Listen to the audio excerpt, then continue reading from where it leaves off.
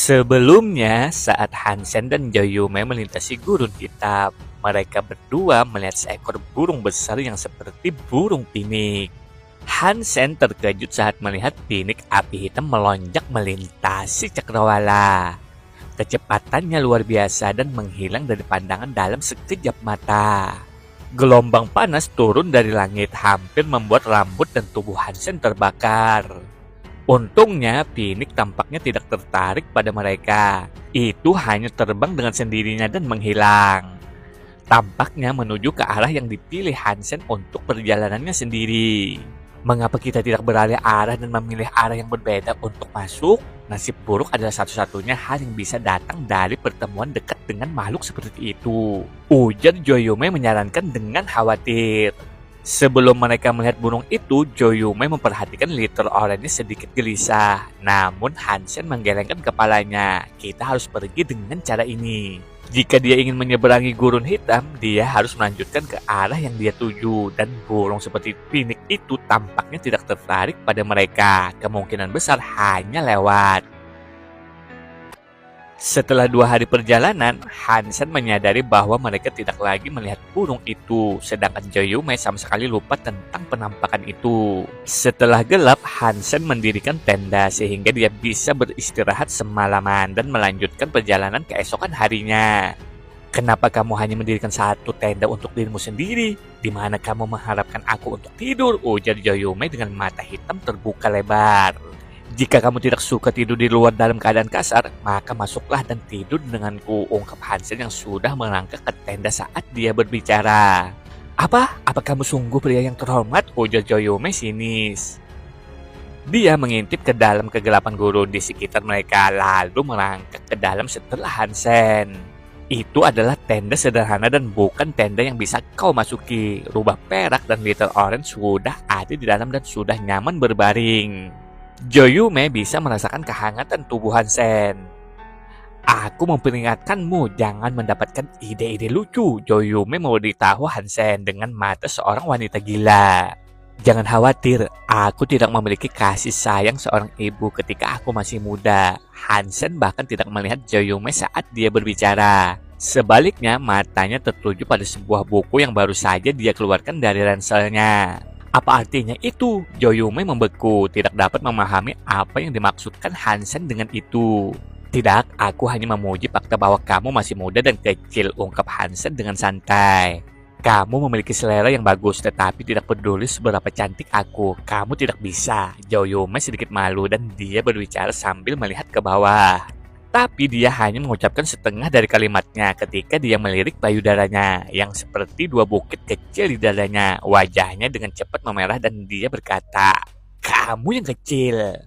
Hansen meletakkan buku itu dan melepas bajunya. Ini mengejutkan Joyume dan dia dengan cepat lari dengan panik. Dia menggunakan tangannya untuk melindungi dan menutupi tubuhnya. Lalu dia bertanya dengan sedih, "Apa yang kamu inginkan?"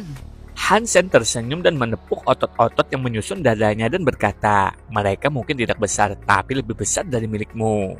Joyume tidak bisa tidak melihatnya. Dia terkesan dengan pemandangan itu, dan mereka memang lebar dan tebal. Mereka tidak terlalu menonjol, tetapi mereka memiliki lekukan halus yang membuatnya menarik untuk dilihat. Dan Hansen memiliki perut six-pack yang seperti batu giok dan kulit putih mulus yang membuat wanita tergila-gila. Melihat ini, Joyume hampir mulai meneteskan air liur. Selanjutnya, dia mulai mengembangkan keinginan untuk menyentuh mereka. Bersihkan air liur dari bibirmu dan pergi tidur. Kamu seharusnya tidak menggangguku di malam hari. Hansen mendorong kepala Joyume menjauh saat tubuhnya semakin dekat dengannya. Kemudian dia memasukkan dirinya ke dalam kantong tidurnya. Joyume terus memikirkan tubuhnya Hansen saat dia menatapnya, dan kemudian pikirannya berkelana lebih jauh dalam visinya tentang pria itu.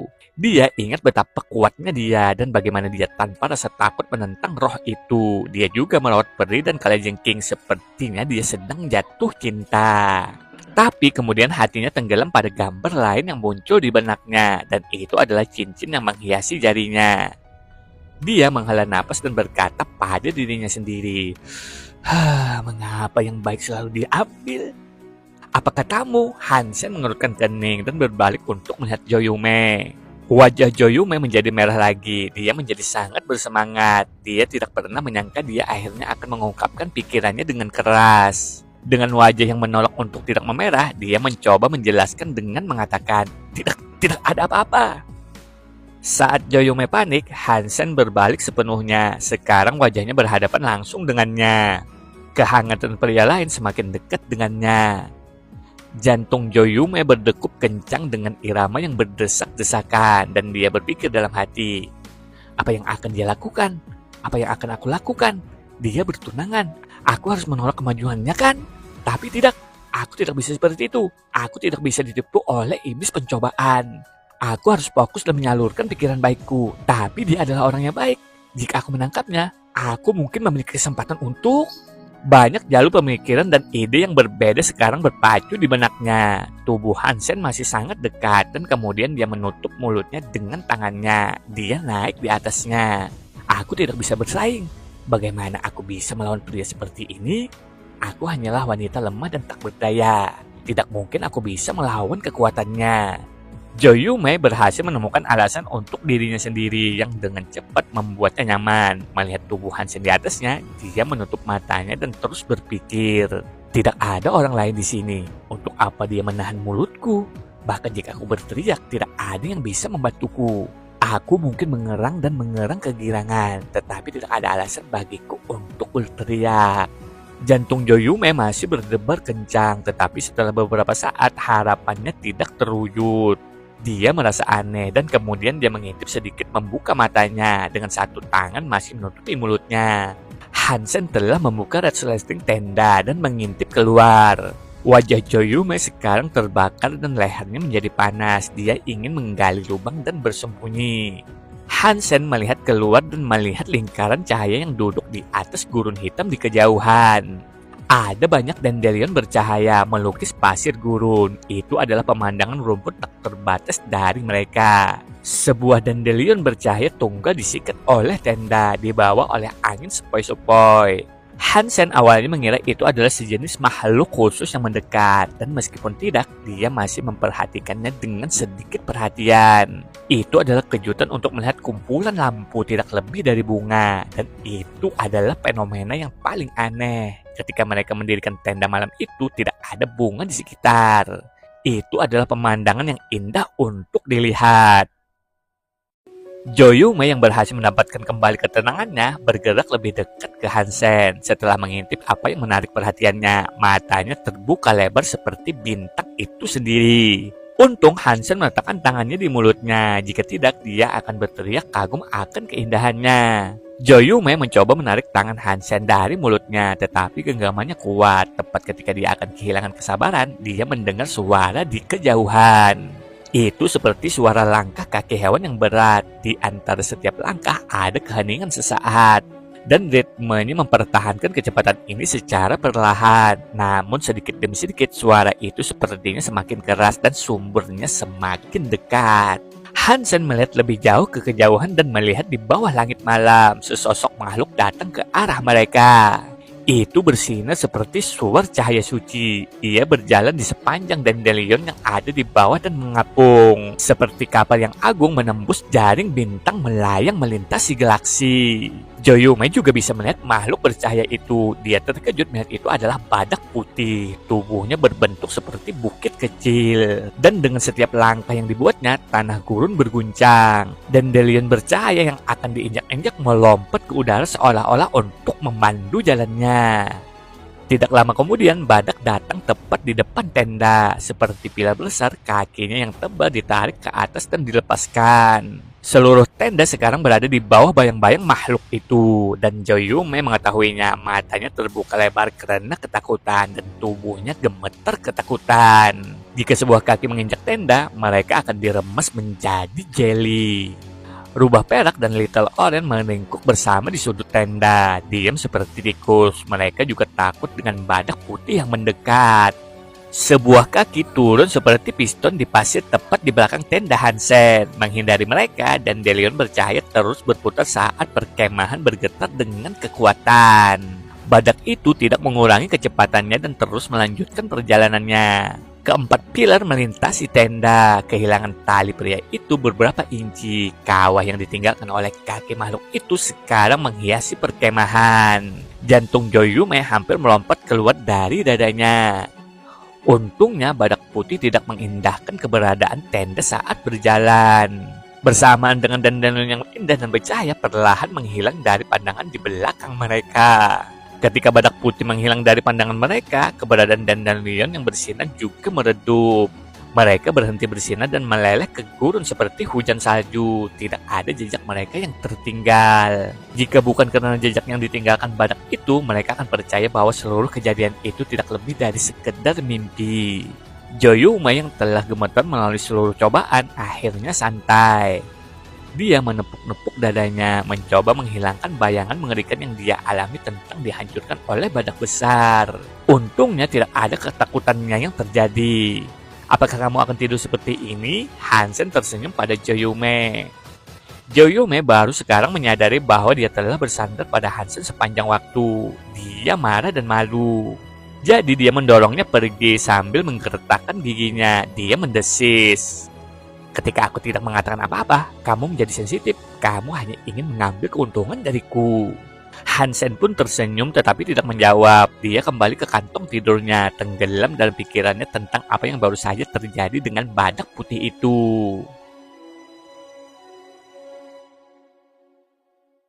Keesokan harinya, Hansen dan Joyume melanjutkan perjalanan dan mengikuti jejak kaki sang badak. Namun sayangnya mereka diterpa badai pasir dan segera berlindung di balik tubuh besarnya sang singa emas.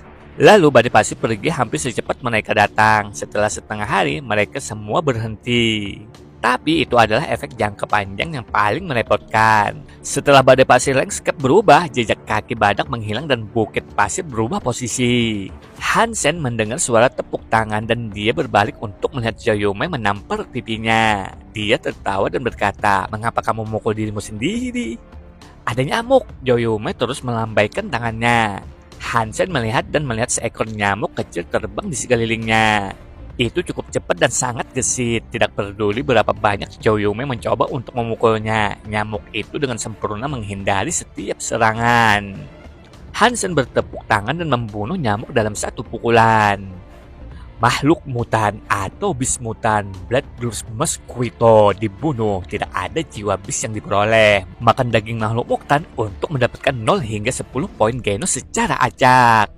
Hansen sangat terkejut karena tidak menduga nyamuk kecil itu adalah makhluk mutan atau bis mutan. Beberapa nyamuk lagi muncul yang Hansen segera bunuh. Setelah itu lebih banyak lagi yang muncul. Mereka terbang dengan liar menghasilkan suara yang menyebalkan. Serangan Hansen secepat kilat dan dia membunuh nyamuk di kiri, kanan, dan tengah. Ada makhluk kelas biasa kali ini serta banyak varian kelas mutan. Setelah membunuh mereka semua, Hansen melihat Joyume tampak membeku. Dia menatap sesuatu di depan mereka dengan rahang ternganga. Wajahnya berubah menjadi ketakutan, seolah-olah dia telah melihat sesuatu yang paling menyedihkan. "Apa yang salah denganmu?" Hansen mengelutkan kening. Mau nyamuk." Joyume mengangkat jarinya, menunjuk ke depan mereka dengan suara gemetar. "Ada apa? Mereka hanya nyamuk. Tidak perlu takut. Aku bisa bertepuk tangan membunuh mereka semua." Hansen kemudian berbalik untuk melihat ke arah yang dia tunjuk dan melihat celah raksasa di pasir gunung. Dari sana, kawanan nyamuk muncul seperti geyser. Dalam jumlah yang tak terhitung jumlahnya, mereka berbalik menghadap mereka. Dan seperti badai pasir yang pernah mereka lalui sebelumnya, mereka mewarnai langit dan menghapus matahari. Itu seperti awan nyamuk telah mengubah siang menjadi malam. "Apa yang kamu tunggu? Lari!" Hansen berteriak. Dia meraih Joyume dan membawanya sambil berlari. Nyamuk haus darah menaklukkan langit seperti badai pasir dan mereka bahkan menyerang rubah perak dan oranye kecil dengan ketakutan. Bersama-sama keduanya bergegas untuk pergi. Jika itu hanya sejumlah kecil nyamuk, bahkan di kelas mutan tidak ada yang perlu ditakuti. Tapi gerombolan yang tak terhitung jumlahnya seperti itu akan terlalu banyak.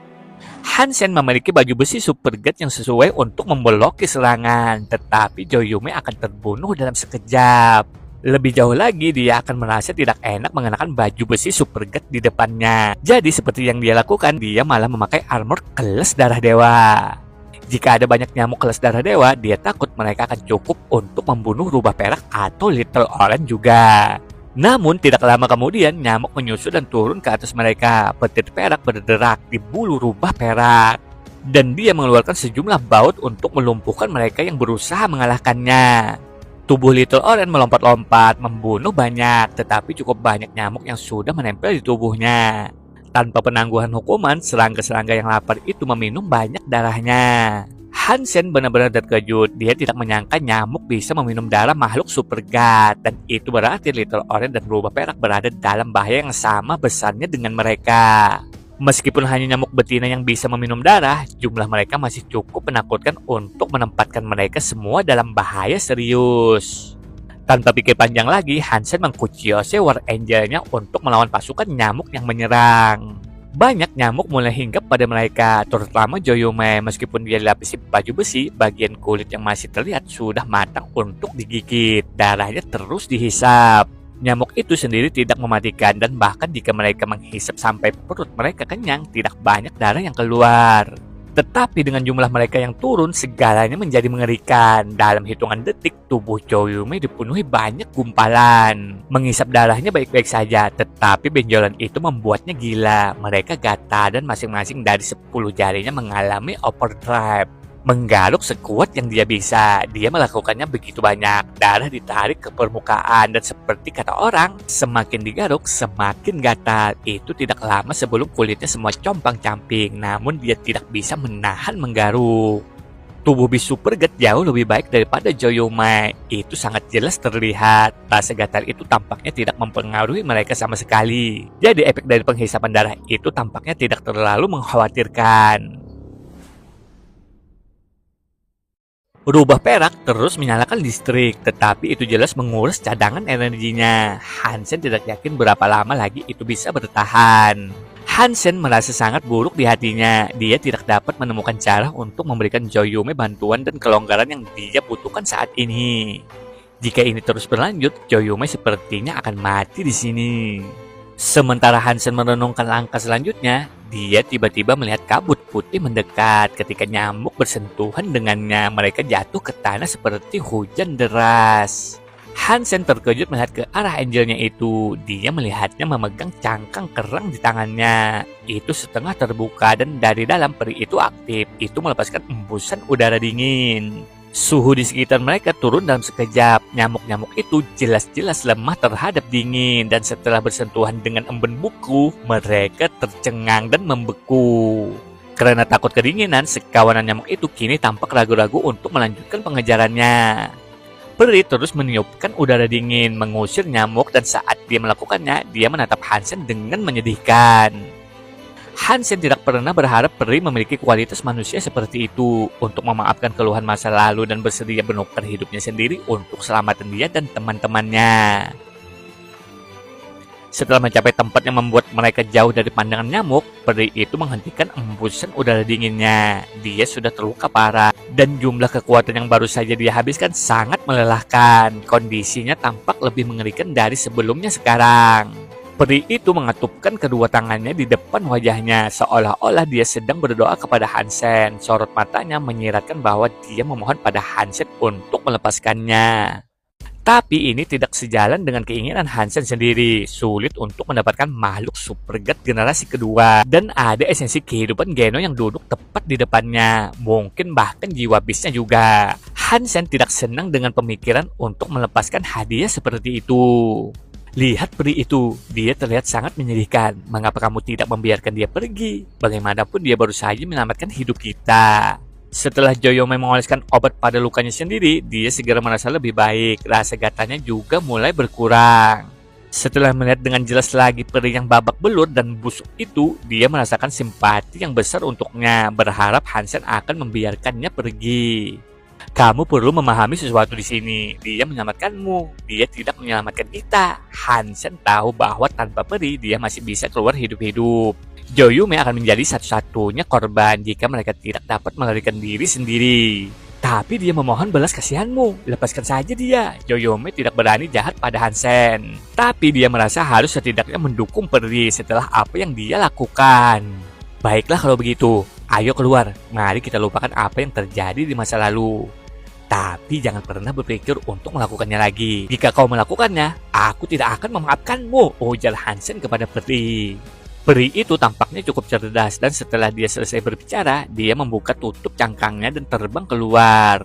Dia kemudian mendarat di telapak tangan Hansen. Lengan putih mulusnya memegangi jari-jari Hansen dan dia menggosokkan kepalanya ke jari-jari itu. Dia tampak sangat menyedihkan. Dan dia menunjuk luka-lukanya seolah-olah meminta agar Hansen menyembuhkannya. Apakah kamu akan mendengarkanku di masa depan? Hansen memegang peri di tangannya dan tatapannya setajam pisau. Peri itu mengangguk, dia memegang jari-jari Hansen dan menciumnya dengan bibir merahnya. Kemudian dia menatapnya lagi dengan mata yang menyedihkan. Jika kamu berkata begitu, aku akan mempercayaimu sekali. Ini adalah kesempatan sekali seumur hidup. Jangan kecewakan aku. Kalau tidak, aku tidak akan membiarkanmu pergi. Hansen menghela napas, mengundurkan tangannya dan membiarkan peri itu duduk di telapak tangannya. Meskipun Hansen bersedia menyembuhkan peri, dia belum siap untuk 100% percaya padanya. Diam-diam dia mengamati setiap gerakannya. Jika dia tidak baik, Hansen tidak akan ragu untuk memerintahkan War Angel-nya itu untuk membunuhnya.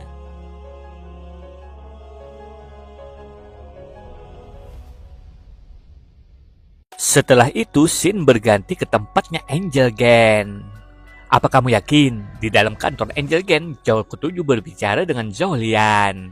Itu sudah dikonfirmasi. Ibu Hansen, Luolan, adalah satu-satunya cucu perempuan Luo Haitang. Keluarga Ji mendapat dukungan dari Luo Haitang, ujar Zhao Lian sebagai balasannya. Zhao Ketujuh dengan tegas mengerutkan kening dan bertanya, apakah keluarga Ji sudah melakukan sesuatu? Mereka belum melakukan sesuatu yang sangat besar, tapi menurut intel yang diberikan oleh Olki, beberapa dewa dari keluarga Ji sedang menuju ke tempat pembunuh dewa, jawab Zhao Lian. Mereka adalah bajingan yang beruntung. Aku tidak percaya mereka memiliki hubungan dengan Luo Haitang. Jika ini menguat, mereka tidak akan terlalu bergantung pada kita. Wajah Zhao Ketujuh muram. Aku pikir dengan membantu Jirozen itu akan memberi kita pengaruh terbesar. Sepertinya aku salah.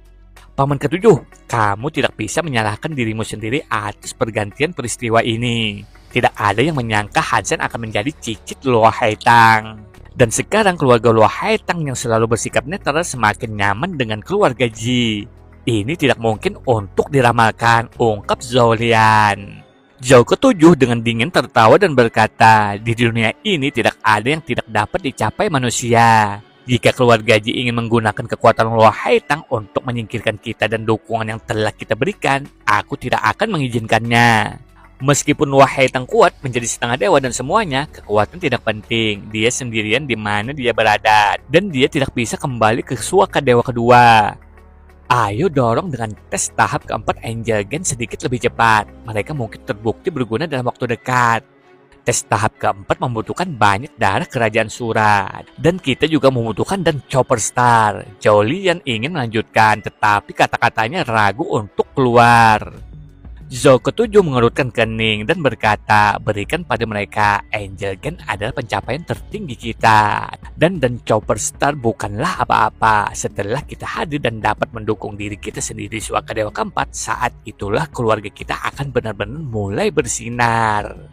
Ya, jawab Zhao Lian setuju. Kemudian dia berbalik dan keluar dari kantor Zhao Ketujuh. Aku akan memberitahu orang-orang tua itu bahwa waktu mereka sudah habis. Kemajuan umat manusia, genetika, dan semuanya terletak pada teknologi. Melanjutkan perjalanan Hansen dan yang lainnya, rombongan pengelana itu melintasi gurun hitam selama 2 minggu lagi. Tepat ketika Hansen hampir melupakan semua kejadian aneh yang terjadi di sepanjang jalan, dia menemukan sebuah oasis. Tidak mungkin, pohon kelapa di sini. Hansen setelah melihat oasis tampak sedikit aneh. Oasis tidak sepenuhnya aneh, tetapi banyaknya pohon kelapa. Setiap pohon dihiasi dengan sejumlah kelapa seukuran bola basket yang terlihat sangat lezat. Ini adalah gurun yang keras, namun mengapa pohon kelapa yang tumbuh di tepi pantai tumbuh di sini? Jumlah mereka juga luar biasa. Itu seperti hutan pohon kelapa yang tak terbatas. Mereka berjalan bermil-mil jauhnya sebelum melihat sesuatu yang penting lainnya. Apa yang akhirnya ditemukan Hansen sangat mengejutkannya. Ada sebuah danau hijau besar yang airnya tampak seperti jamrut yang berkilauan. Itu sangat besar dan menutupi keseluruhannya adalah pohon kelapa. "Bolehkah aku meminum airnya?" Joyume dengan gembira bertanya pada Hansen. "Aku khawatir kamu tidak bisa." Hansen berjalan di dekat tepi air saat dia berbicara. Melihat air yang jernih di danau, dia mengerutkan alisnya. Dia mengendus danau dan kemudian menyesap sedikit air. Dengan senyum masam, dia berkata, "Ya, kamu tidak bisa minum ini." "Kenapa tidak?" ujar Joyume tanpa pikir lagi, langsung meminumnya dan juga langsung meludahkannya dengan tergesa-gesa. Airnya sangat asin seperti air laut. Mengabaikan reaksinya, Hansen melihat ke tengah danau. Di sana sebuah pulau kecil beristirahat. Itu tidak lebih besar dari lapangan sepak bola. Dan di tengahnya ada pohon kelapa raksasa. Pohon kelapa tampak berbeda dari yang lain. Tidak hanya lebih tinggi, tetapi belalainya seperti batu giok putih. Kelapa di atas juga berbeda. Mereka seperti bola logam raksasa berwarna hitam. Hansen melihat lebih dekat. Pohon kelapa giok putih raksasa itu membawa 3 buah kelapa dan masing-masing kira-kira seukuran bola yoga. Kegelapan mereka menonjolkan rasa berat badan mereka juga. Saat Hansen mengamati pohon kelapa giok putih, air danau bergeser. Sesuatu yang besar muncul dari air dan sepasang mata seperti roda naik ke langit dan memandang rendah Hansen dan Joyume. Hansen dan Joyume terkejut. Badak putih keluar dari danau. Ketinggian air turun secara signifikan saat muncul. "Bukankah itu badak putih yang kita lihat beberapa waktu lalu?" Hansen terkejut. Badak putih untungnya tampak tidak terlalu tertarik dengan kehadiran mereka. Setelah muncul dari peralihan danau, ia mendekati pulau di tengahnya dan melahap salah satu kelapa black metal. Saat badak mengunyahnya, aroma manis menggelitik hidung Hansen. Seluruh hutan kelapa dengan cepat diliputi oleh baunya. Rubah Perak dan Little Orange keduanya menelan ludah. Peri itu mau tidak mau terbang ke sana dengan tergesa-gesa, dan dalam sedetik tubuh kecilnya dengan cepat berhasil menembus dan mengebur kelapa ke bagian dalamnya. Hansen khawatir, berpikir dia mungkin akan memprovokasi badak putih dan memicu kemarahannya. Anehnya, badak putih tidak menyerang peri dan terus mengunyah kelapanya sendiri dengan senang hati. Melihat betapa pasifnya badak itu, Rubah Perak dan Little Orange dengan cepat melompat ke danau dan berenang ke pulau di tengahnya. Rubah Perak melompat ke arah kelapa tempat peri itu berada dan meminum susu yang menetes dari lubang bor. Little Orange mengeong dari bawah dan mencoba melompat dan menggigit kelapa ketiga. Ia berhasil mencapai, tetapi tidak bisa menembus tempurung kelapa atau mengeluarkannya dari pohon. Hansen terkejut melihat pemandangan itu. Dia dengan tegas mengakui betapa berbeda dan istimewanya kelapa itu. Terutama mengingat bahwa bahkan makhluk supergat generasi kedua yang masih remaja pun tidak dapat mematahkannya dengan gigi mereka.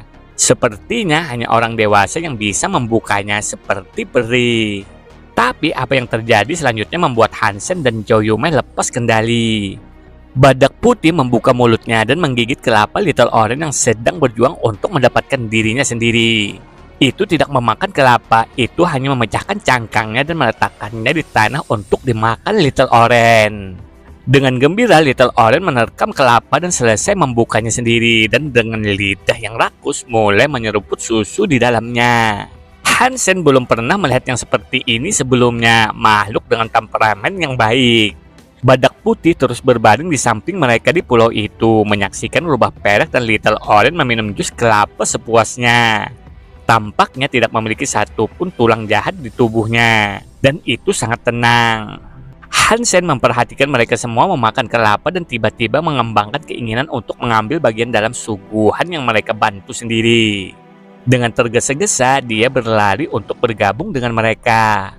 Mari berharap badak putih tidak rasis. Hansen berlari ke pulau itu sambil mengamati badak putih untuk setiap perubahan emosi. Untungnya saat dia melangkah ke pulau itu, badak putih itu tidak bergerak. Itu terus berbaring di tempatnya. Benar-benar tenang. Ini menyenangkan Hansen mengetahui bahwa itu tidak berusaha untuk menyerangnya atau yang lain. Hansen segera berlari ke sisi Little Orange dan mulai meminum santan dengannya. Saat itu dia tidak peduli tentang apapun, dia menginginkan beberapa. Dan jika dia tidak terburu-buru, Little Orange akan memiliki semuanya untuk dirinya sendiri. Tetapi melihat berapa banyak jus yang tersisa di kelapa besar, Hansen terkejut melihat Little Orange telah menghabiskan sepertiganya. Tidak membuang waktu, dia memeluk kelapa untuk minum sebanyak yang dia bisa. Lidah Little Orange bergoyang-goyang dengan cepat dan kakinya secara halus mencoba mendorong Hansen menjauh. Tapi Hansen tidak mau mengalah 1 inci pun. Dia terus mencengkram kelapa dengan kuat dan terus minum sebanyak mungkin. Sementara Joyume tetap di tempatnya. Dia belum pernah melihat seseorang yang begitu cabul dan begitu ingin bertarung melawan hewan lain untuk mendapatkan makanan. Simpan aku sedikit, simpan aku sedikit. Tetapi ketika dia memutuskan untuk mendapatkan beberapa untuk dirinya sendiri dan berlari ke pulau itu, dia melihat tidak ada tempat tersisa untuknya. Dia hanya bisa melingkari mereka dan menunggu pembukaan. Dengan dorongan yang kuat, dia menjatuhkan Hansen dan menemukan tempat untuk dirinya sendiri di atas kelapa. Tapi sudah terlambat. Sambil menjulurkan kelapanya ke dalam, dia melihat Hansen dan Little Orange telah menghabiskan setiap tetes jus terakhir. Tidak meninggalkan apapun untuknya. Jatuh ke tanah, perut Hansen sangat besar. Dia bahkan tidak bisa menegakkan punggungnya atau berdiri untuk minum lagi. Seandainya masih ada yang tersisa. Sebuah energi dingin mulai berputar di dalam perutnya dan menyatu dengan seluruh tubuhnya. Seluruh tubuhnya terasa sangat sejuk, seperti sel-selnya telah disuntik dengan mata air yang menyegarkan. Itu sangat cocok untuk hari yang panas seperti ini. Hansen melemparkan sutra Dongsuan dan mencoba memperbaiki energi di dalam dan memperhatikan bahwa kebugarannya tampaknya sedikit meningkat. Badak putih ada di pulau itu menyaksikan seluruh pemandangan terungkap. Namun setelah rubah perak dan peri menghabiskan jus kelapa mereka, ia berdiri dan mengunyah cangkangnya. Mereka berdua tidak takut pada badak dan rubah perak memutuskan untuk naik. Itu berdiri di salah satu tanduknya dan menatap sekeliling. Peri segera mengikuti dan dia mendarat di ujung tanduk. Di sana dia dengan penasaran mengamati badak tersebut. Badak itu tidak terlihat marah sama sekali dan yang dilakukannya hanyalah menyipitkan mata sambil menatap mereka. Matanya lembut saat mulutnya bekerja untuk mengunyah batok kelapa. Hansen tidak pernah membayangkan bertemu makhluk super cat lain, terutama yang begitu besar, yang bisa begitu jinak. Tidak hanya santai dengan makhluk super cat lain di dekatnya, itu juga tidak peduli dengan kehadiran Hansen dan Joyume. Badak itu sangat lucu, Joyume berkata meskipun cenderung menyebut semuanya lucu. Saat dia berbicara, dia mencoba memeluk salah satu kaki badak. Tapi dia tidak lebih dari seekor semut jika dibandingkan dengan ukuran badak. Kakinya lebih seperti dinding baginya. Hansen menatap badak ini dengan rasa ingin tahu, karena ini adalah pertama kalinya dia bertemu dengan makhluk lain yang begitu jinak dan pasif. Dia menggunakan sutra Dongsuan untuk melihat aliran energi badak. Kekuatan hidup itu sangat kuat dan memiliki luasnya lautan. Energi berputar dengan gairah yang lambat dan itu tampak suci dan murni. Makhluk super god apa ini? Kekuatan hidup terlalu banyak untuk dianggap satu. Tentu saja Hansen terkejut dengan apa yang dilihatnya. Setelah badak putih selesai memakan tempurung kelapa, ia kembali beristirahat di pulau. Hansen dan rekan-rekannya juga beristirahat di dekatnya. Tidak menunjukkan kekhawatiran tentang kehadiran badak, itu sangat ramah dan tenang. Mereka tidak memikirkan hal buruk tentang itu. Badak itu akhirnya pindah. Ia bangkit dan mulai berjalan menjauh dari pulau. Tampaknya akan meninggalkan oasis. Malam harinya, Hansen dengan cepat mengemasi barang-barangnya, meraih Joyume dan terbang ke punggung badak. Rubah perak dan Little Orange naik juga dan mereka semua segera menunggangi punggung badak berangkat ke gurun hitam sekali lagi. Di bawah sinar bulan perak yang tenang, Dandelion bercahaya kembali juga, seolah-olah mereka berada di kapal Starfaring. Itu seperti badak melintasi galaksi. Itu begitu indah, mata Joyume berbinar seperti bintang itu sendiri. Dandelion ada di sekitar, mengambang di udara. Ketika kulit Hansen bersentuhan dengan mereka, mereka meleleh ke kulitnya seperti kepingan salju yang jatuh. Rasanya seolah-olah kulitnya dipenuhi dengan lingkaran kemurnian yang tiba-tiba dan dia merasa dibersihkan. Rubah perak dan Little Orange juga bersentuhan dengan Dandelion yang membuat bulu mereka bersinar. Hansen mengamati badak putih saat ia pergi dan melihat kekuatan hidup badak itu meluap. Luapan energi inilah yang memanifestasikan dirinya sebagai Dandelion. Arah yang dilalui badak putih adalah arah yang telah dilalui Hansen sendiri selama ini. Itu tidak mudah menemukan makhluk supergat kuat yang jinak seperti ini. Mengingat itu, Hansen tidak keberatan mengendarainya selama yang dia bisa. Meskipun badak putih tidak melaju terlalu cepat, ia juga tidak terlalu lambat. Faktanya itu sedikit lebih cepat daripada singa emasnya. Tubuh badak itu dimandikan dengan cahaya suci. Matahari dan hujan tidak dapat menembus perisai pelindungnya. Dan bahkan badai pasir yang mengerikan pun tidak menjadi masalah. Setiap elemen yang merusak bertindak seolah-olah menghindari badak. Badak putih berjalan selama 6 hari penuh sebelum berhenti, dan itu adalah konstruksi seperti pilar yang menghentikan perjalanannya.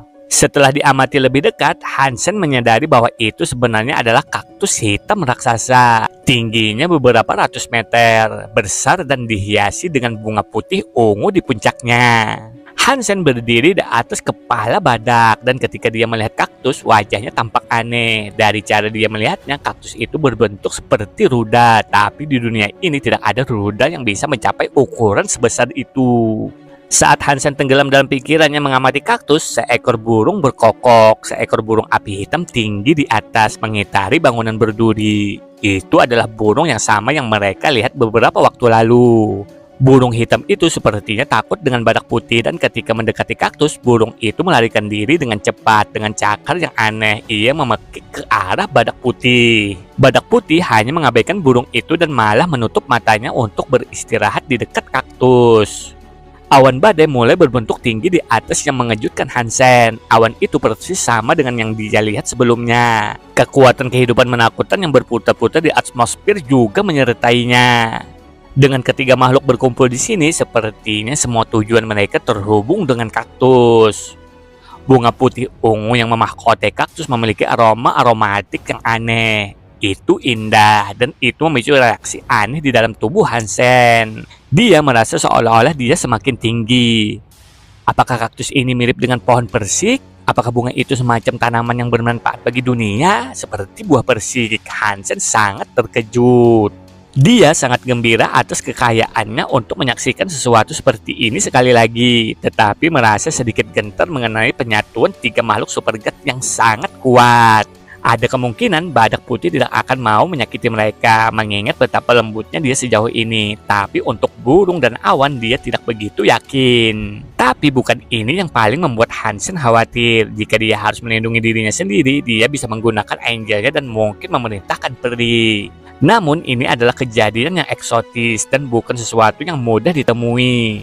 Dia tidak ingin begitu saja meninggalkan tempat ini dengan tangan kosong. Jika beberapa barang siap untuk diperebutkan, dia semua untuk mengambilnya. Dia hanya khawatir bahwa badak yang saat ini jinak mungkin kemudian menganggapnya sebagai musuh juga. Tapi ini masih pagi dan Hansen menyerap bau bunga untuk berlatih Sutra Dongsuan. Tingkat pertama Sutra Dongsuan telah selesai dan kuncingen telah dibuka sebagian. Itu tidak sepenuhnya terbuka karena kebugaran Hansen sedang mengalami hambatan. Hansen percaya bahwa Sutra Dongsuan tidak bisa melihat lebih banyak kemajuan sebelum dia menjadi yang lebih unggul. Tetapi setelah menyerap aroma bunga itu tampaknya berkembang sampai tingkat tertentu. Ini membuatnya bahagia, jadi ia memutuskan untuk tetap di sini berlatih untuk sementara waktu.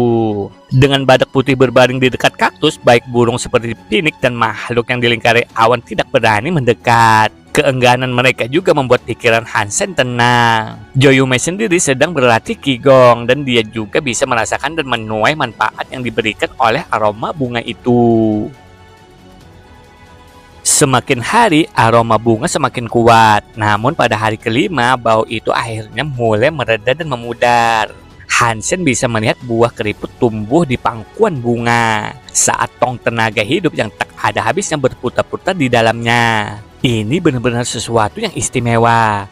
Kekuatan hidup di dalam buah sangat menarik baginya.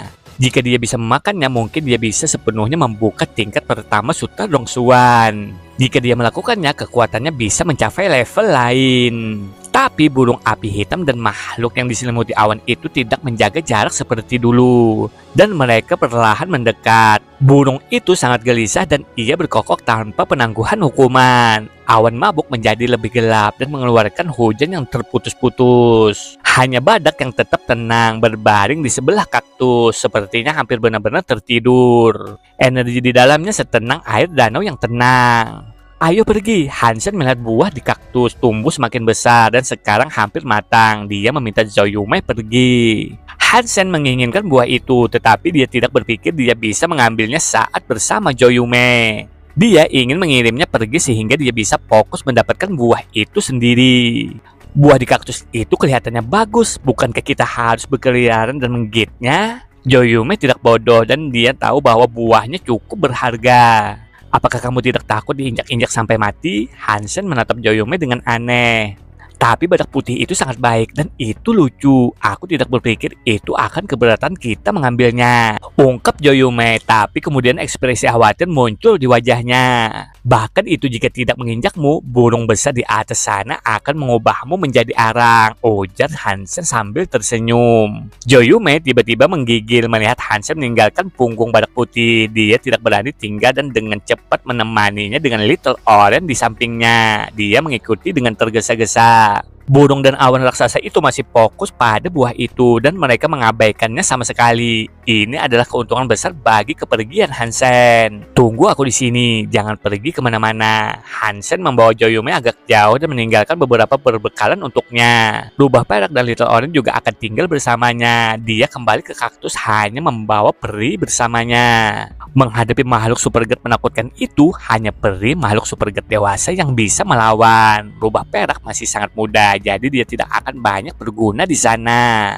Namun Hansen tidak berani mendekati badak saat dia kembali. Dia menyembunyikan dirinya dan mengamatinya dengan cermat. Setelah pertempuran antara ketiganya dimulai, Hansen akan mengevaluasi kondisinya dan kemudian memutuskan apakah dia harus campur tangan atau tidak. Peri dan Angel sama-sama berada di kelas Super God, sedangkan Hansen sedikit di bawah itu. Peri dan Angelnya pasti bisa menjaga diri mereka tetap hidup untuk sementara waktu. Tetapi hal yang sama mungkin tidak berlaku untuk Hansen. Jika memungkinkan, Hansen akan menjaga jarak dari kaktus dan membiarkan Peri dan Angel mengambil barang yang diinginkannya. Seiring berjalannya waktu, buah kaktus yang keriput tumbuh kira-kira seukuran bola basket. Kulitnya yang ungu dan keriput membuatnya terlihat seperti ubi jalar. Tapi itu juga memiliki banyak titik dan rambut. Jika hal ini tidak tumbuh di kaktus, itu tidak akan menonjol dari sayuran rata-rata sama sekali. Itu tidak terlihat cerah dan suci seperti buah persik yang pernah dia makan dengan senang hati.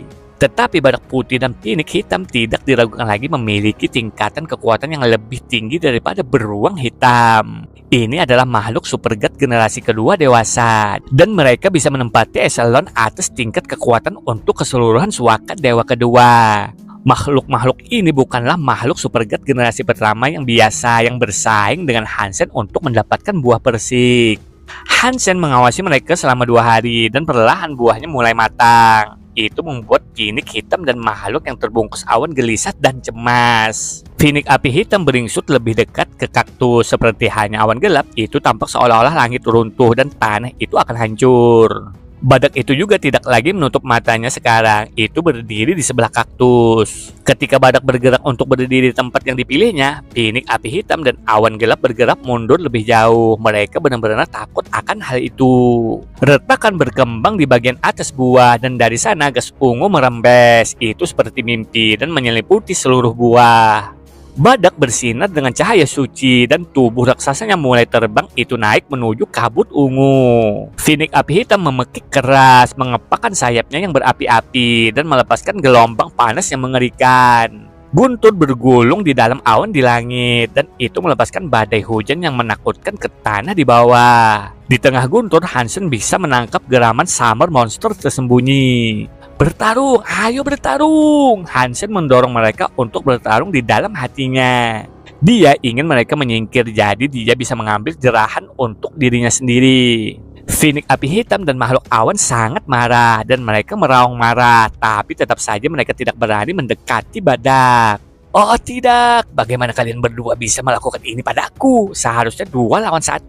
Bagaimana mereka bisa duduk dan menonton? Rahang Hansen hampir terlepas. Badak bagaimanapun membuka mulutnya lebar-lebar dan mencondongkan tubuh ke depan untuk memakan buah keriput yang diselimuti kabut ungu. Phoenix dan Awan hanya terus berteriak pada badak dan tetap di tempatnya.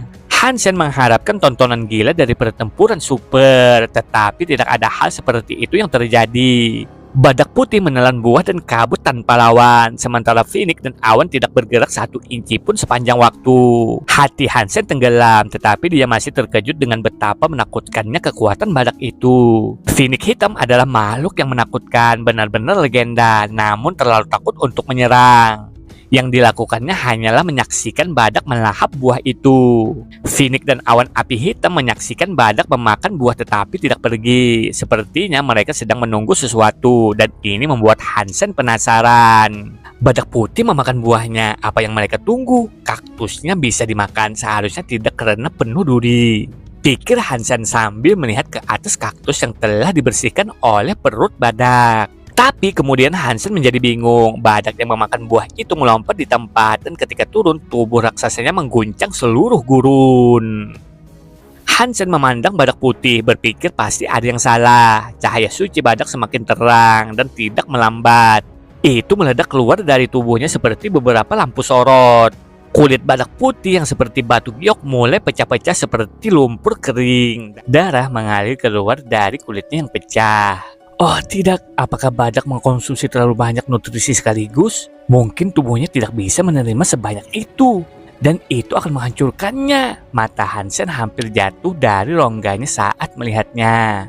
Dalam cahaya suci yang menakutkan itu, kulit badak terus retak. Dalam hitungan detik, badak putih telah menjadi badak merah. Itu seperti monster dari neraka, baru saja mengambil bagian dalam pertumpahan darah.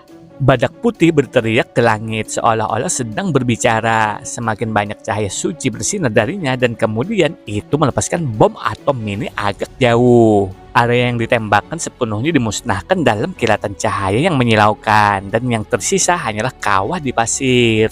Phoenix api hitam mengepakkan sayapnya dengan panik dan sepertinya tergoda untuk mendekati badak. Awan sudah memutuskan untuk turun saat Guntur bergemuruh di dalamnya. Ia terlihat sangat tertarik dengan apa yang terjadi pada badak tersebut. Asap suci, mereka berdua tidak pergi. Apakah karena mereka ingin memakan badak putih setelah jatuh? Pikiran Hansen berantakan mencoba menebak apa yang sedang terjadi. Phoenix hitam dan Awan hampir tidak bergerak sekarang, tetap di tempatnya dan menyaksikan tubuh badak hancur.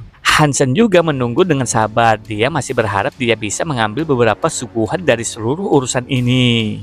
Melihat darah badak putih mengalir ke pasir hitam, Hansen merasa sangat buruk. Namun bukan karena alasan yang mungkin kita pikirkan. Dia pikir semua pendarahan itu adalah kerugian besar. Dan Hansen hanya bisa membayangkan apa yang bisa dilakukan oleh darah dalam jumlah besar dan kuat untuk loncengnya.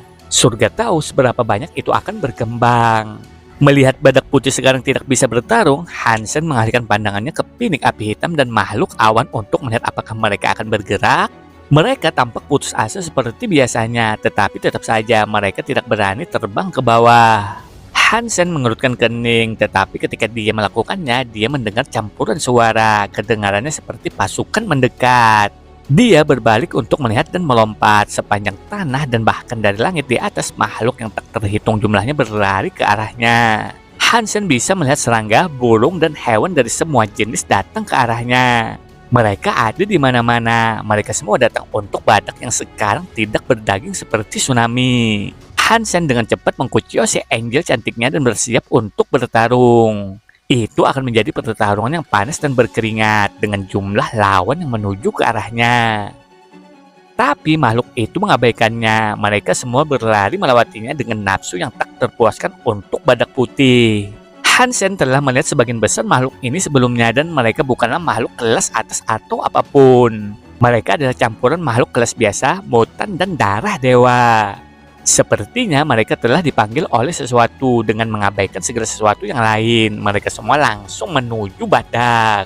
Saat Hansen melihat mereka bergegas ke sana, dia tiba-tiba mendengar suara menakutkan dari burung raksasa yang berdering. Dia berbalik untuk melihat hujan api neraka hitam dari langit untuk membakar makhluk baru yang tak terhitung jumlahnya. Phoenix api hitam mengepakkan sayapnya, melepaskan badai api terkonsentrasi untuk menghentikan pendekatan pasukan makhluk yang baru saja tiba. Guntur juga terdengar dari dalam awan gelap dan jaring-jaring petir biru kehijauan terbentuk untuk menjerat dan membakar mereka yang ada di bawah. Makhluk cimrekel berkuku muncul dari awan dan kulitnya berwarna biru kehijauan. Itu adalah hal yang menakutkan dan itu tampak seperti persilangan antara naga dan unicorn seperti Kirin. Itu adalah pembantaian. Darah ada di mana-mana saat gunung tulang mulai menumpuk dengan setiap makhluk panggang. Tanpa memperdulikan diri mereka sendiri, makhluk-makhluk yang mendekat tampaknya dengan senang hati membuang nyawa mereka demi kesempatan mencapai badak. Dua makhluk super god menakutkan di atas menghentikan semua yang berani mendekat. Api hitam kekejaman dan kelihatan biru hijau keabadian mencegah datangnya segalanya. Tidak ada satupun makhluk yang terinjak-injak mendekat di badak. Hansen kagum dengan apa yang dilihatnya. Makhluk-makhluk itu mengabaikan kehadiran dua makhluk super god di atas dan terus saja berbaris menuju kehancuran mereka. Tak terhitung nyawa yang terbuang, semuanya dalam waktu singkat. Makhluk super god itu pasti lebih kuat dari makhluk super god rata-rata juga. Karena membunuh begitu banyak makhluk lain dalam waktu sesingkat itu adalah tugas yang melelahkan dan sulit. Mereka berdua berdiri berdampingan, benteng bagi gelombang makhluk yang ingin mereka bakar. Sekarang Hansen mengerti apa arti sebenarnya dari pembantaian itu. Pertarungan antara manusia dan makhluk sangat lemah jika dibandingkan di antara guntur dan hujan. Makhluk yang tak terhitung jumlahnya masih berjuang dan berjuang untuk mencakar jalan mereka melintasi bumi yang hangus untuk sedekat mungkin. Badak putih tulang meraung ke langit sekali lagi. Itu tampak 2 kali lipat lebih sedih di bawah langit malam dan cahaya bulan. Sebuah cahaya kecil muncul di tanduk badak seperti bintang dari langit. Perlahan cahaya semakin terang di klakson. Segera setelah itu menyalakan seluruh tanduk menjadi api. Tanduk itu seperti tempat lilin dari api suci. Ini belum berakhir. Cahaya suci menyebar ke sisa tulang badak dan seluruh kerangkanya menyala dengan api suci yang sama. Meraung, badak putih meraung ke langit lagi. Itu seperti sedang menyatakan perang, berdiri menantang nasib buruk. Api suci itu seperti letusan gunung berapi dan menerangi seluruh gurun dengan terang. Disiram dalam cahaya suci yang terang, pasukan makhluk memilih untuk menghentikan kemajuan mereka. Mereka hanya berdiri di sana menyaksikan badak bangkit kembali seperti matahari. Meski cahayanya terang, tidak ada salahnya untuk memandangnya. Itu hangat dan menerima. Sementara Hansen menyaksikan nyala api, tulang-tulangnya hancur seperti kelopak bunga. Saat tulang-tulangnya dicukur, binatang itu menjadi lebih kecil dan cahayanya semakin terang. Tulang yang tetap bersinar seperti batu giok. Badak yang awalnya sebesar gunung direndahkan karena tulang-tulangnya menjadi debu. Itu tidak lama sebelum ukurannya sama dengan badak bumi rata-rata. Tulangnya telah disempurnakan menjadi kristal transparan yang melaluinya mengalirkan cahaya suci. Di dalam cahaya suci itu, Hansen dapat menyaksikan sesuatu yang benar-benar tidak dapat dipercaya. Tulang-tulang itu melahirkan daging baru, kulit dan dagingnya kembali seolah-olah badak itu terlahir kembali. Raungan itu berteriak ke langit dengan kekuatan baru dan tidak ada kemarahan atau penderitaan yang menodai seruannya.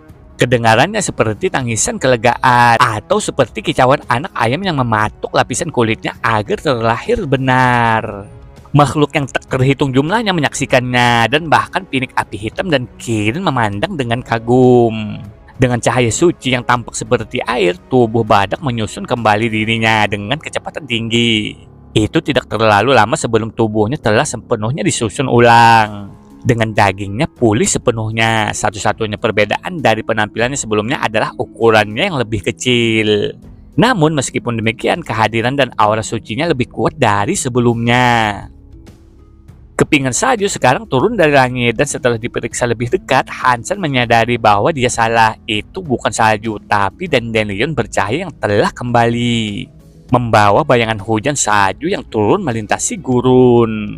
Dandelion bercahaya mendarat di makhluk itu dan memudar ke kulit mereka. Itu juga memberi mereka aura suci. Hansen menyaksikan dandelion bercahaya turun ke dirinya sendiri juga. Dan saat mereka tenggelam ke dalam tubuhnya sendiri, dia merasa lebih murni daripada yang pernah dia rasakan sebelumnya. Dia memegang satu di tangannya dan itu dengan mulus memudar ke jari-jarinya. Energi pembersihan mengalir ke seluruh tubuhnya seolah-olah itu membersihkannya. Kotoran di dalam dirinya menyebar dan tubuhnya terasa indah dan tenang. Dandelion bercahaya itu terasa lebih efektif dari sebelumnya. Sampai tingkat apa badak ini berevolusi? Hansen menatap badak dengan heran dan terkejut.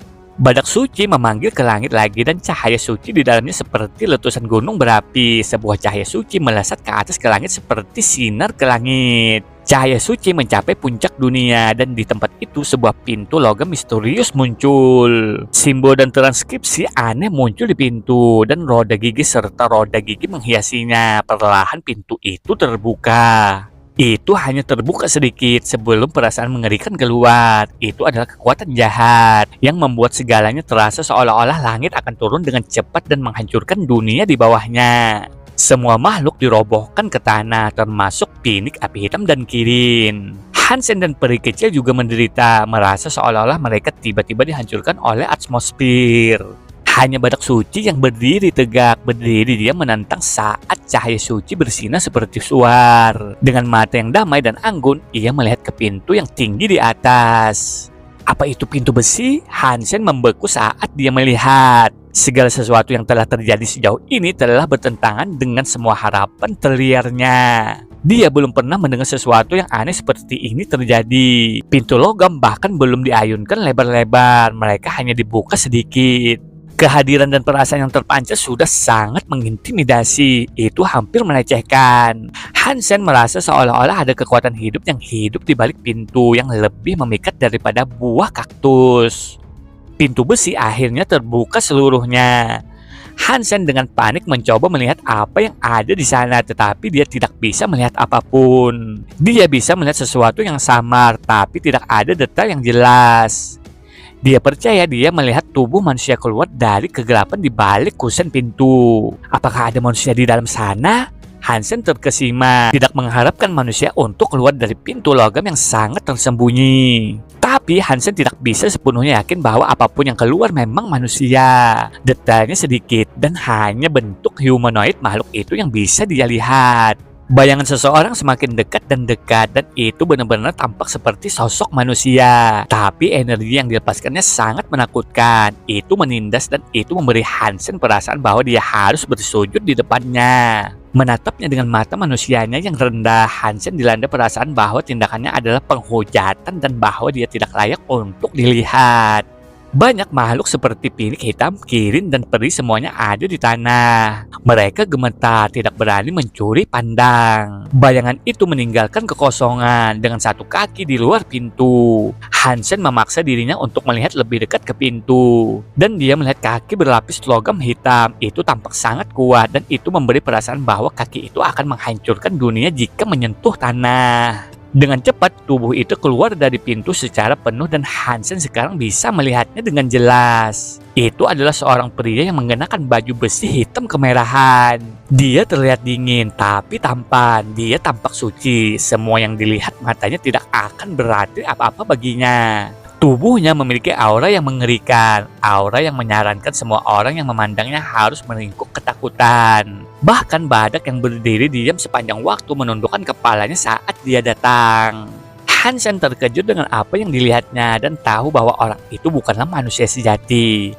Hansen melihat sayap hitam di punggungnya dan itu bukan jiwa bis, mereka tampak menjadi bagian dari dirinya. Apakah itu roh? Hansen kagum pada seluruh pergantian peristiwa ini. Tetapi dia masih harus mempertanyakan bagaimana roh bisa sekuat itu.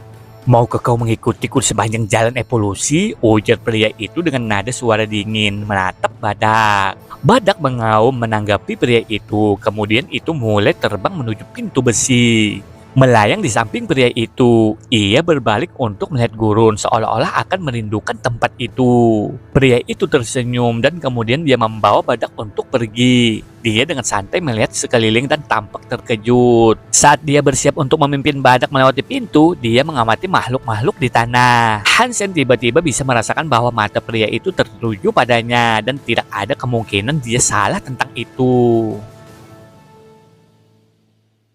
Oh tidak, kenapa aku harus repot-repot menatapnya? Pria ini membawa siapapun yang dia inginkan. Bahkan makhluk atau bis super god pun tidak akan berani menatapnya. Sepertinya yang kulakukan hanyalah mencari masalah. Hansen ingin menampar dirinya sendiri. Sebelumnya, hal-hal tampaknya berjalan tanpa masalah baginya, tapi Hansen menyadari kebodohannya dalam melihat ke arah pria itu. Dan sekarang pria misterius itu mengincarnya. Hansen merasa sangat gugup. Jika dia bisa melarikan diri, dia akan melakukannya dalam sekejap. Tapi dia bukan satu-satunya yang masih terjepit ke tanah, seperti Peri, Pinik Api Hitam, dan Kirin juga. Peluang Hansen untuk melarikan diri lebih tipis dari sebelumnya. Setelah melihat Hansen di mana dia berbaring, pria itu memandangnya dengan penuh minat. Dengan satu jari dia menunjuk ke arahnya. Sinar laser jatuh di kepala Hansen. Oh tidak, apakah ini? Apakah aku akan mati? Hansen menggunakan seluruh kekuatannya untuk mencoba menghindar. Tetapi mencoba sekuat tenaga, dia tidak bisa bergerak sedikit pun. Sinar cahaya menghantam kepala Hansen dan hatinya terasa dingin untuk sesaat. Itu karma, aku telah memukul kepala orang sepanjang hidupku. Sekarang giliranku yang dipukul di kepala. Mungkin aku pantas mendapatkan ini, tetapi jika aku tidak memiliki kepala, apakah ada yang bisa mengenali siapa aku ketika tubuhku ditemukan? Itu dengan asumsi tubuhku akan tetap utuh. Dengan semua makhluk ini di sekitar, aku akan dimakan dalam waktu singkat.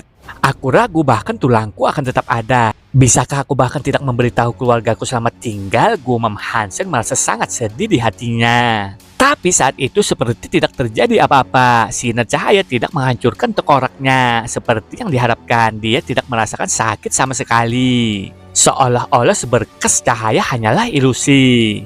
Kamu adalah milikku, ungkap pria itu mengangkat bibirnya saat dia berbicara, lalu berbalik dan pergi melewati pintu besi itu. Badak suci mengikutinya ke dalam, dan kemudian pintu tertutup selambat pertama kali muncul, sekarang menghilang ke dalam ketiadaan. Hansen akhirnya bisa bergerak dan hal pertama yang dia lakukan adalah dengan cepat menyentuh kepalanya.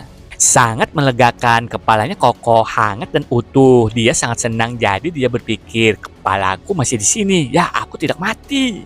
Tapi sedetik kemudian dia tidak meluangkan waktu untuk perayaan. Dia memanggil War Angel-nya dan dengan peri di sampingnya naik ke kawah pasir. Bukan hanya Hansen yang pergi ke sana, semua makhluk termasuk Pinik Api Hitam dan Kirin berlari ke depan. Ada beberapa tulang dan daging yang ditinggalkan badak. Itu adalah daging dari makhluk super god teratas. Dan jelas merupakan tujuan dari keinginan semua orang. Pinik Api Hitam dan Kirin Hijau berlari ke sana, menembakkan api dan guntur saat mereka pergi. Setiap makhluk yang mencoba mencuri dari mereka, mereka membunuh tanpa ampun.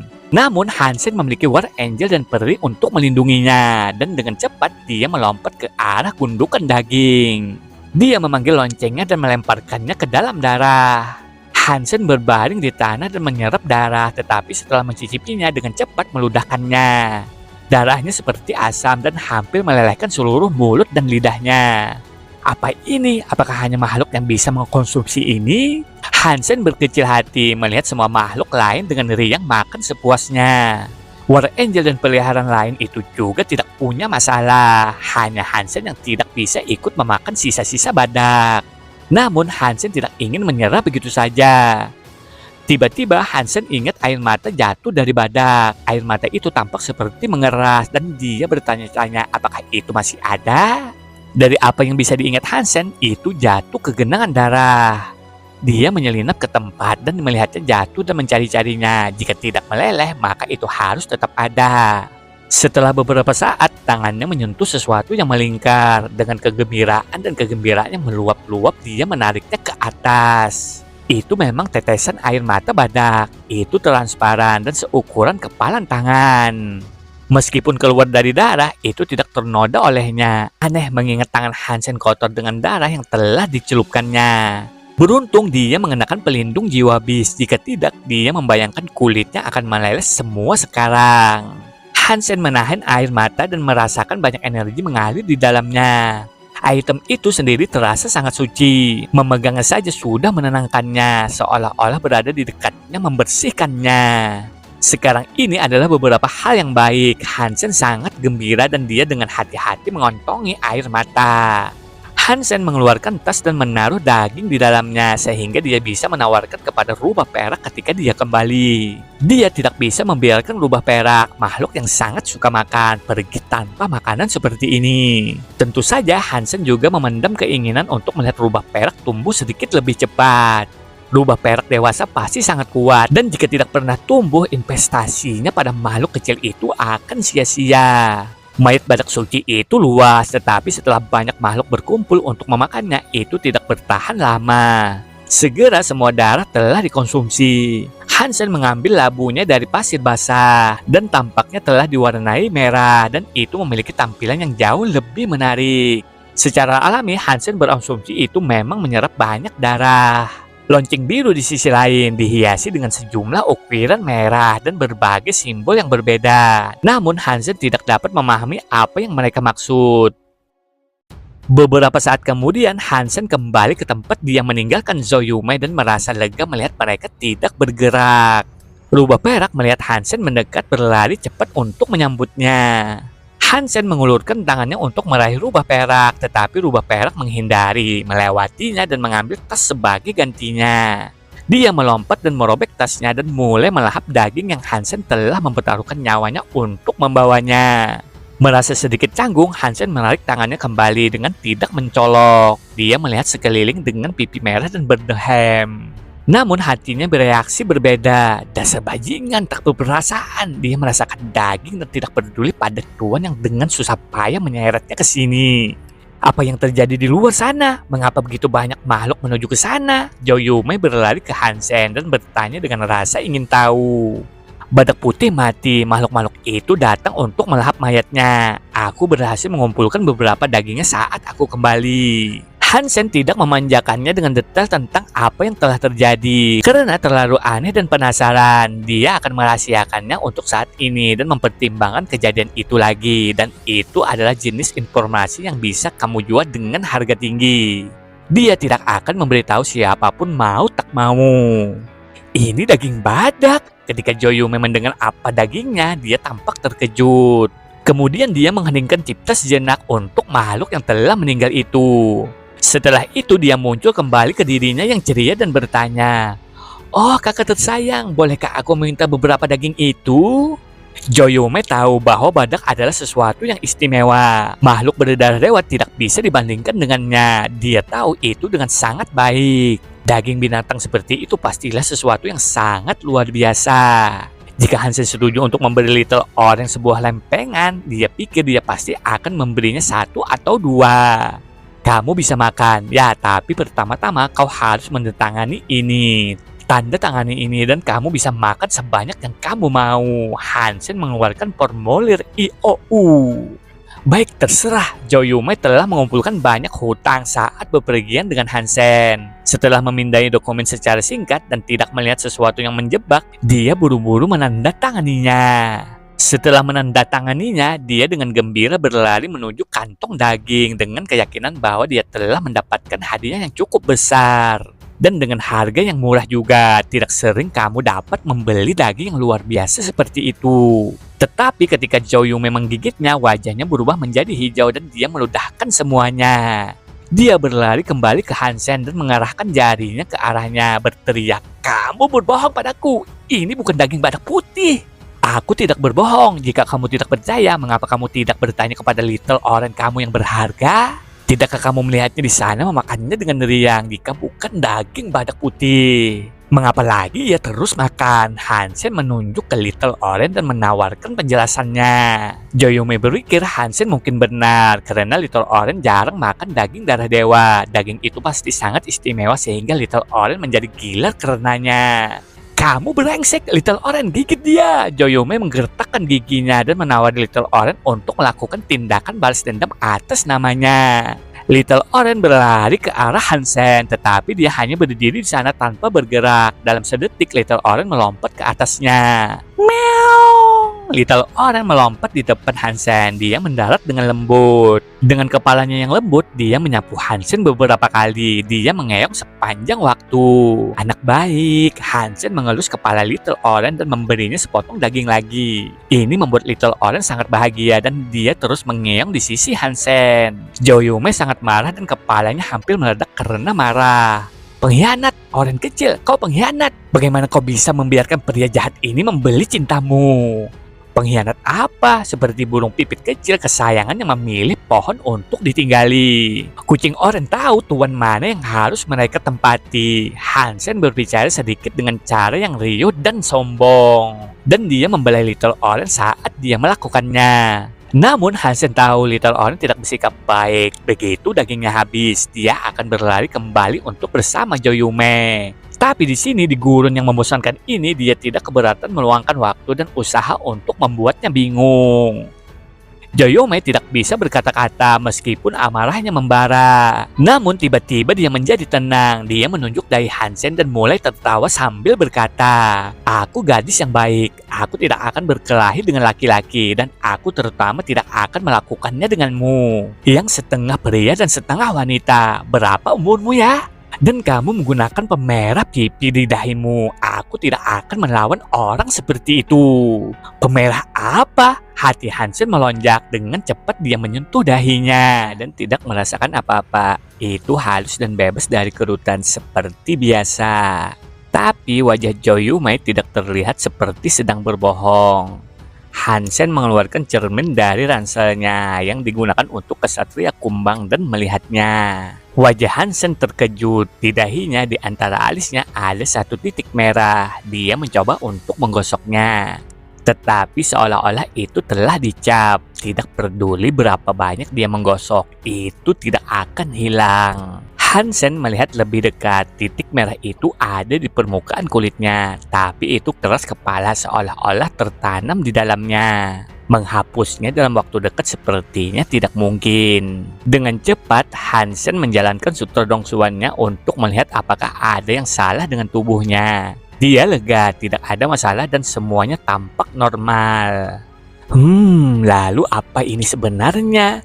Hansen kemudian memikirkan tentang roh yang telah melangkah dari balik pintu besi itu dan hal-hal yang dikatakannya. Begitu pikirannya merenungkan peristiwa-peristiwa itu, perasaan tidak enak mulai membengkak. Tapi dia belum terlalu khawatir. Roh itu bisa membunuhnya jika mau. Jadi jelas dia belum siap. Tapi Hansen kesal mengetahui bahwa dia telah menerima tanda yang tampaknya permanen di dahinya. Jika aku menebak ini dengan benar, roh itu pasti berasal dari shelter atau suaka dewa ketiga. Badak suci pasti dibawa ke sana, tapi kenapa dia berhenti untuk memberi tanda pada aku? Hansen mengerutkan kening, tidak tahu apa yang terjadi. Setelah itu, malam harinya di dalam tenda. Hansen berpikir ingin segera pergi dari gurun hitam untuk selamanya. Dia terbakar dengan rasa ingin tahu. Jadi dia ingin kembali ke peradaban dan bertanya tentang suaka dewa ketiga. Dia tidak akan bisa belajar satu hal pun dari lokasinya saat ini.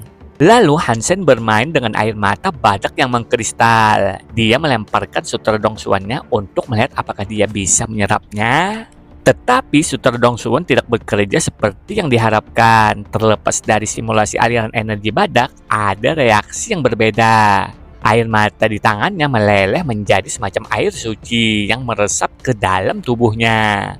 Betapapun penasarannya, dia tidak menerima pengumuman peningkatan Geno. Ini membuatnya kecewa, tapi air mata itu seperti cahaya suci yang membersihkan setiap selnya. Kulitnya mulai mengelupas, kotoran naik ke permukaan dan dibuang. Setelah proses ini dimulai, Hansen dapat mengupas lapisan besar kulitnya, seolah-olah dia sedang mengelupas. Dan setiap kali dia membuang sebagian dari kulitnya yang sudah tua, yang sekarang sudah mati, lebih banyak kotoran akan muncul dan dibersihkan. Setelah melakukan ini 4 kali, tubuhnya menjadi sangat nyaman dan kenyamanan yang tidak pernah dia tahu ada. Sekarang dia merasa seolah-olah dia sebelumnya menderita flu dan hidung tersumbat yang menyertainya.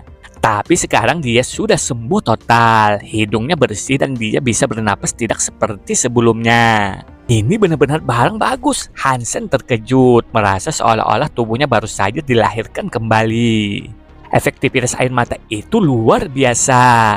Ini adalah air mata yang jauh dari mata badak saat berevolusi. Itu memiliki kekuatan nirwana. Dan melalui energi yang dia serap dan tetesan air mata badak, dia merasa terlahir kembali. Bahkan jika dia mengambil buah kaktus dan memakannya, dia pikir air mata yang dia terima adalah barang yang jauh lebih besar.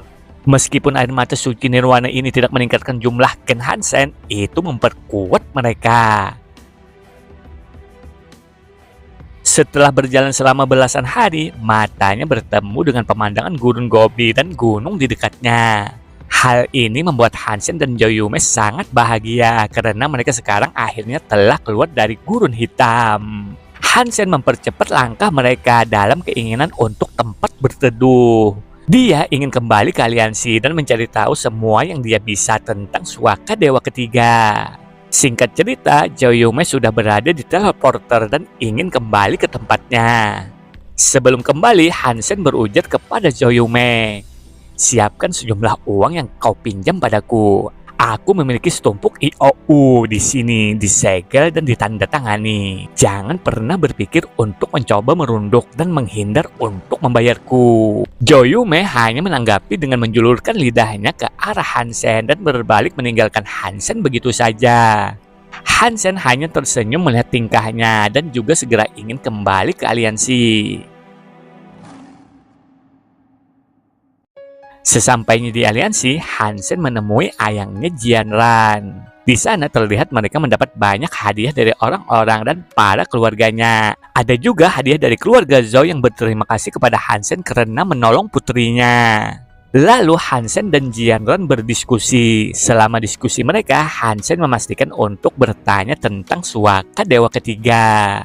Mendengar pertanyaan itu dari ayangnya, Jianran memutuskan untuk memanggil Ani dan membiarkan pengawal Ani menjawab pertanyaan dari Hansen tentang Suaka Dewa Ketiga.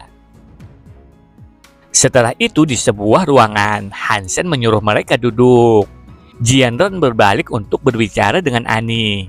Ani, beritahu Hansen tentang situasi di Suaka Dewa Ketiga. Ani memandang Hansen dan dengan ekspresi bingung. Dia mengatakan, "Alasan mengapa aliansi mencegah para pelebih mendiskusikan Suaka Dewa Ketiga adalah karena kita sudah tingkat terendah dari penghuni Suaka Dewa Ketiga. Tuan sebenarnya dari Suaka Dewa Ketiga adalah roh dan mereka menguasai tempat itu. Tidak mungkin, bukankah seharusnya ada sejuta manusia yang melebihi manusia yang tinggal di sana?" Hansen terkejut dengan apa yang dia dengar. Ada sejuta ya, tapi mereka hilang dan tersebar di Suaka Dewa Ketiga. Jarang sekali bertemu dengan manusia lain, dan kamu akan beruntung jika hanya bertemu satu orang dalam perjalanan yang menempuh jarak antara 10 tempat berlindungan. Jika kamu naik untuk memasuki Suaka Dewa Ketiga dan akhirnya tiba di tempat perlindungan manusia, itu seperti memenangkan lotre, ungkap Ani menjelaskan situasinya tanpa emosi. Itu cukup suram, ujar Hansen dengan senyum masam. Ani tiba-tiba memberikan senyum yang rumit dan berkata, "Kamu pikir itu suram? Itu bukan setengahnya. Ketika manusia memasuki Suaka Dewa Ketiga, mereka semua dikirim ke tempat perlindungan. Jika mereka tidak berakhir di tempat penampungan manusia, kamu tahu di mana mereka berakhir, bukan? Tempat perlindungan roh. Bagaimana mungkin?" Mata Hansen terbuka lebar, tidak dapat memahami seperti apa pemandangan seperti itu. Di Suaka Dewa Ketiga, bahkan makhluk biasa bisa menjadi makhluk surgawi. Dan bahkan tempat perlindungan roh tingkat terendah akan dikemas keinsang dengan roh dan makhluk. Setiap manusia yang tiba di Suaka Dewa Ketiga untuk disambut oleh kengerian seperti itu akan dikutuk. Tidak mungkin bagi mereka untuk melawan kekuatan seperti itu. Tidak heran begitu banyak orang memilih untuk tidak pindah ke Suaka Dewa Ketiga. Pergi ke sana terdengar sangat mirip dengan hukuman mati. Jutaan Applefort yang bertahan di sana pasti sangat kuat. Hansen tersenyum masam.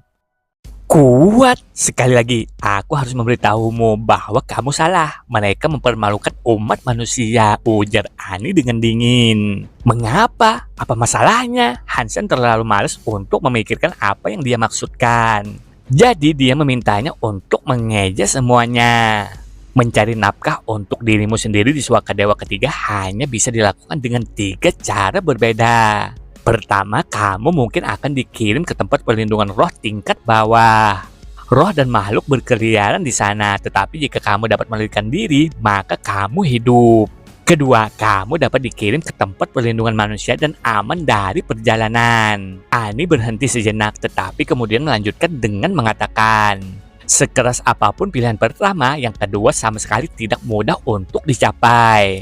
Tempat perlindungan manusia adalah barang langka dibandingkan dengan tempat penampungan roh yang tak terhitung jumlahnya. Jumlah yang dimiliki manusia sangat kecil, sangat jarang untuk berakhir di tempat penampungan roh biasa juga.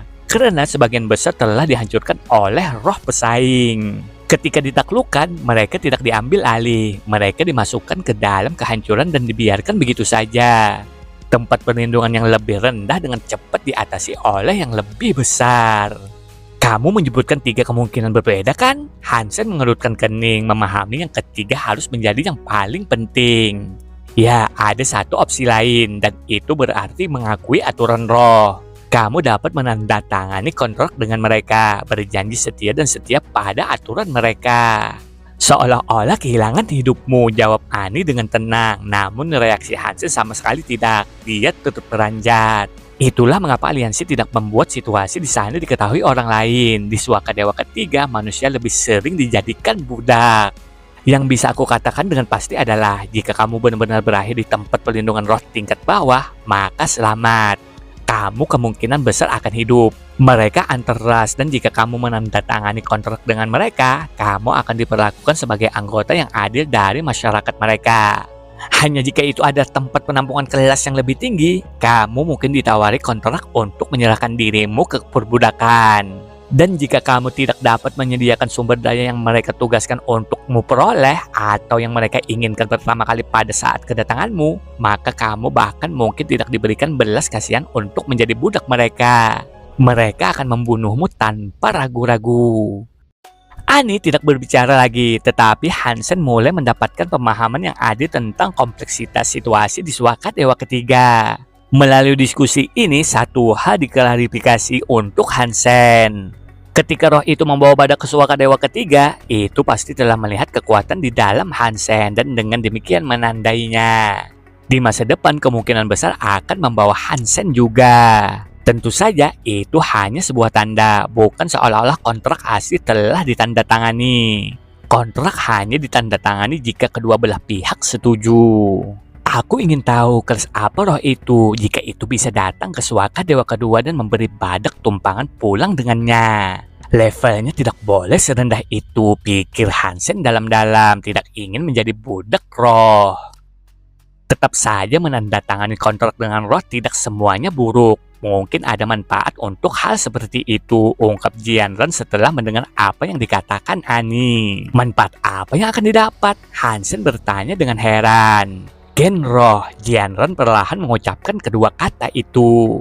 Gen roh? Kamu bisa mendapatkan gen dengan memakan roh. Mata Hansen terbuka lebar.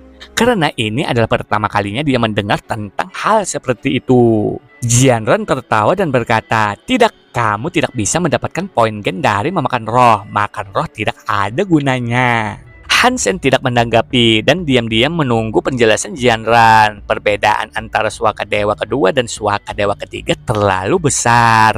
Annie, kamu harus menjelaskan ini. Jianren tidak bisa menjelaskannya sendiri karena dia belum pernah ke Suaka Dewa ketiga. Jadi dia takut dia tidak bisa menggambarkan seefisien mungkin. Annie mengangguk dan berkata, Suaka Dewa pertama dan kedua mengharuskanmu untuk membunuh makhluk untuk meningkatkan kebugaranmu. Di Suaka Dewa ketiga selain kebugaran, kamu juga harus membuka kunci genmu. Ada dua cara untuk membuka kunci gen. Pertama adalah melalui seni hipergeno yang kamu pelajari. Ketika kebugaranmu semakin kuat dan kamu semakin banyak berlatih dengan keterampilan yang sama, kemudian membuka tingkat yang lebih tinggi dari kunci genmu. Kamu dapat membuka tingkat yang lebih tinggi dari kunci genmu. Metode ini menumbuhkan poin geno makhluk. Semakin tinggi kebugaranmu, semakin tinggi peluangmu untuk membuka kunci gen. Ini juga ada hubungannya dengan seni hipergenomu. Beberapa keterampilan memiliki 3 hingga 4 kunci. Sedangkan yang lain memiliki 8 hingga 9. Annie beristirahat sejenak sebelum melanjutkan. Kemudian dia berkata, metode kedua untuk membuka kunci gen adalah mendapatkan poin geno roh dari roh. Jika satu roh telah membuka 3 kunci gennya, kamu dapat menerima 100 poin geno roh dari mereka. Ini akan memungkinkanmu untuk membuka 1 kunci gen. Dibutuhkan 300 poin geno roh untuk membuka 3 kunci. Kekuatan yang kamu dapatkan dari membuka kunci gen akan sama dengan yang diterima roh. Elemen dari seni hipergenomu tidak masalah. Jadi biarkan aku meluruskan ini. Jika roh telah membuka 9 kunci gen dan memberiku 900 poin gen, itu berarti aku bisa menjadi elit dengan 9 kunci gen terbuka. Hansen terkejut dengan tong informasi yang dia terima ini. Begitulah seterusnya bekerja. Ya, tetapi bahkan jika roh memberimu poin genol roh, kamu akan membutuhkan tingkat kebugaran yang mampu menerima kekuatan itu. Jika terlalu rendah, tubuhmu tidak akan mampu menahan kekuatan. Tubuhmu akan rusak jika membuka terlalu banyak kunci gen sekaligus. Jelas Jianran.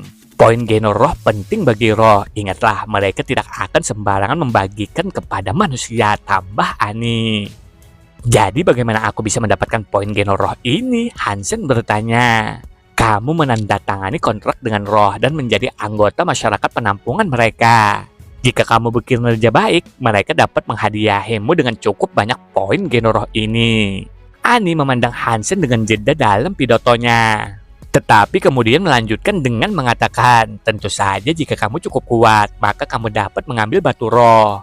Jika roh itu tidak menghancurkan dirinya sendiri dan malah menerimamu sebagai tuan barunya, kamu dapat memerintahkan roh itu untuk memberimu semua poin genol rohnya. Tapi roh jarang menerima tuan di suaka dewa ketiga dan kemungkinan itu terjadi sangat kecil. Dan lebih jauh lagi, roh tingkat rendah tidak terlalu berguna. Tingkat yang dapat mereka bantu untuk membuka kunci terlalu rendah. Tambah Jianran. Apakah roh benar-benar memberi manusia poin genol roh? Hansen meragukan pernyataan ini.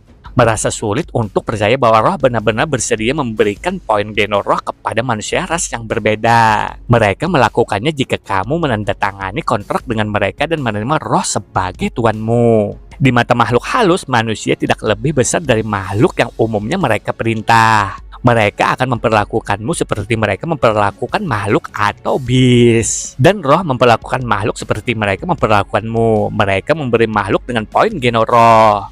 Tetapi roh tingkat yang lebih tinggi mempersulitmu untuk mendapatkan poin genol roh mereka. Meskipun demikian, beberapa manusia diketahui telah membuka 8 kunci gen mereka dengan poin genol roh.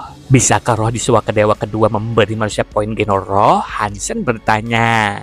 Di suaka dewa kedua tidak ada makhluk seperti itu saat ini. Tetapi orang-orang telah berteori jika roh memiliki kekuatan yang sama dengan makhluk super god, mereka mungkin memang memiliki poin genol roh. Tapi satu kunci gen kemungkinan besar adalah yang bisa mereka berikan. Dan itu tidak terlalu berharga. Dan manusia kemungkinan besar tidak akan bisa mendapatkan roh kekuatan seperti itu di sini. Jawab Jianran. Poin genol roh dapat memberimu kekuatan yang tidak pernah kamu miliki sebelumnya. Tetapi meningkatkan tubuhmu sendiri untuk mempertahankan kekuatan seperti itu sama pentingnya. Lagi pula poin genol roh awalnya bukan milikmu. Kamu hanya menggunakan kekuatan yang mereka berikan. Kamu tidak memiliki dan memerintahkan distribusi poin genol roh. Membuka kunci gen melalui kekuatanmu sendiri lebih baik secara keseluruhan. Toleransi dan keselarasan mereka dengan tubuhmu akan jauh lebih pas. Elit sejati selalu bergantung pada kekuatan yang mereka peroleh sendiri. Mereka membuka kunci gen dan menyalurkan kekuatan mereka sendiri. Urai Ani. Setelah berbicara dengan Ani dan Jianran, Hansen sekarang telah belajar lebih banyak tentang struktur dasar suaka dewa ketiga. Meskipun kekuatan yang diperoleh dari poin genol roh tidak sempurna, itu bisa dianggap sebagai jalan pintas. Dengan asumsi dia bisa mengambil jalan pintas dan mendapatkan kekuatan seperti itu dengan cara yang lebih cepat seperti yang dia sarankan. Hansen menyukai ide itu. Dengan kekuatan yang lebih kuat, Hansen bisa membunuh makhluk dengan lebih mudah dan kemudian meningkatkan kekuatannya sendiri melalui dirinya sendiri. Tidak ada yang mencegah hal seperti itu.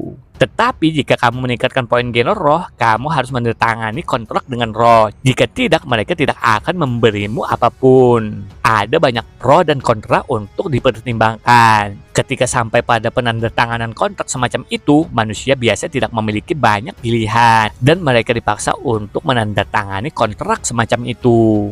Aku ingin tahu level apa roh yang mengambil badak itu. Hansen berpikir dalam hati. Setelah itu, Jianran mendapat telepon dari ayahnya, mengatakan apakah Hansen bersamanya, karena ada seseorang yang ingin bertemu dengan Hansen di ruangan khusus yang sudah dipesan. Jianran pun bergegas memberitahukannya kepada Hansen. Hansen pun dengan segera keluar dan menemui seseorang itu. Setelah sampai di ruangan khusus itu, Hansen sedikit terkejut. Dia telah ditunggu seorang wanita cantik. Wanita cantik itu duduk dan mempersilahkan Hansen untuk duduk. Hansen tidak bisa mengatakan usianya, tetapi dia tahu ini adalah wanita yang belum pernah dia lihat sebelumnya. "Kamu adalah Sen kecil kan?" ujarnya ketika wanita itu melihat Hansen. Dia menyambutnya dengan antusias dan senyum hangat. "Aku Hansen, siapa kamu?" Hansen mengerutkan kening ketika dia mendengar wanita itu memanggilnya Sen kecil.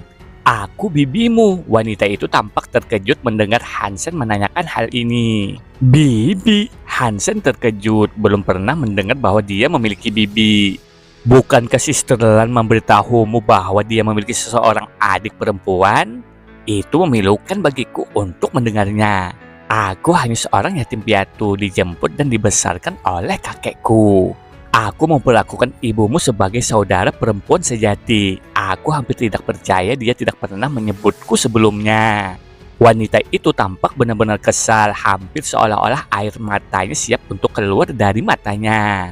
"Kamu siapa?" Hansen mengerutkan kening. Memahami identitasnya dalam keluarga tidak berarti apa-apa baginya. Ibunya berkata dia tidak pernah ingin terlibat dengan keluarga Luo. Dia bahkan tidak akan membiarkan Hansen mempelajari keterampilan keluarga Luo. Meskipun dia tidak pernah menjelaskan alasannya, Hansen mempercayainya dan alasan yang pasti dia miliki. Karena itu, Hansen tidak pernah repot-repot mencoba menghubungi keluarga Luo.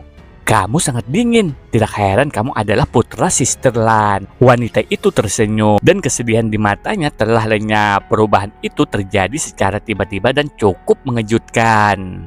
"Jika tidak ada lagi yang bisa kamu katakan, maka aku akan pergi sekarang." Hansen berbalik dan bersiap untuk keluar. Tapi tangan wanita itu seperti kilat. Dia melemparkan jarinya ke arah Hansen. Sebelum mencapai Hansen, dia merasakan kekuatannya yang besar tiba-tiba mendekati tubuhnya. Itu lebih tipis dari jarum dan lebih tajam dari pisau, dan kekuatannya begitu besar. Hansen terkejut, tidak menyangka wanita itu akan menyerangnya di sini, di semua tempat. Untungnya Hansen bereaksi cepat. Dia menambahkan elemen di spannya untuk bertabrakan dengan pukulan yang masuk. Hansen pun mundur beberapa langkah. Terlihat tangannya luka cukup dalam. Kamu tidak belajar sutra langit palsu?" Wanita itu menatap Hansen dengan sangat terkejut. Jika Hansen telah mempelajarinya, dia akan mampu melawan serangannya. Hansen hampir marah, tetapi setelah mendengar apa yang dia tanyakan padanya, Hansen bingung. Sutra langit palsu apa? Hansen memeras pikirannya seolah-olah mengingat sesuatu. Kemudian dia bertanya, "Tunggu, apakah kamu yang memberiku seni hipergeno yang tidak diketahui itu?" Wanita itu menggelengkan kepalanya dan berkata, "Aku mengirimkannya kepadamu, tetapi itu adalah hadiah yang diberikan kepadamu oleh kakek buyutmu. Mengapa kamu tidak meluangkan waktu untuk mempelajarinya?"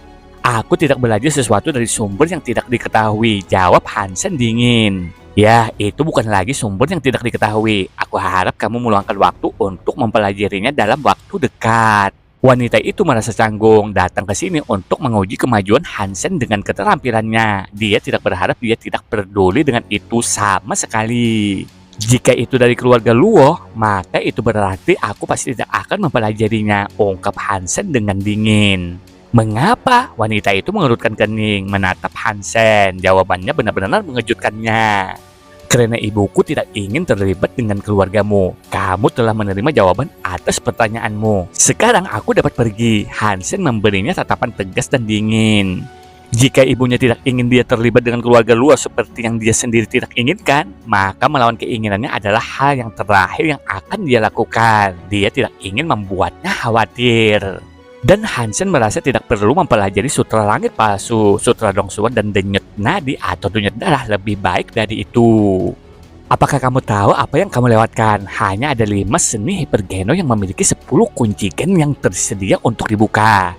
Sutra langit palsu adalah salah satunya." Wanita itu menatap Hansen. Terus Hansen bertanya padanya, "Sepertinya kamu benar-benar tidak tahu apa yang kamu lewatkan.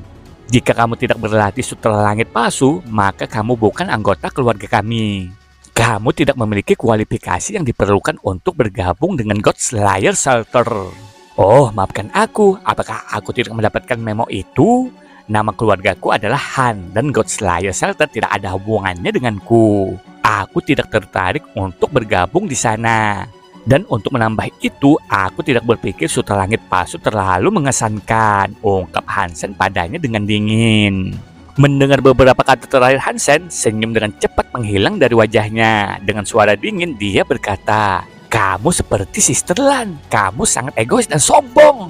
Kamu tidak peduli tentang orang lain bukan? Sebagai bibimu, aku harus benar-benar memberimu pelajaran.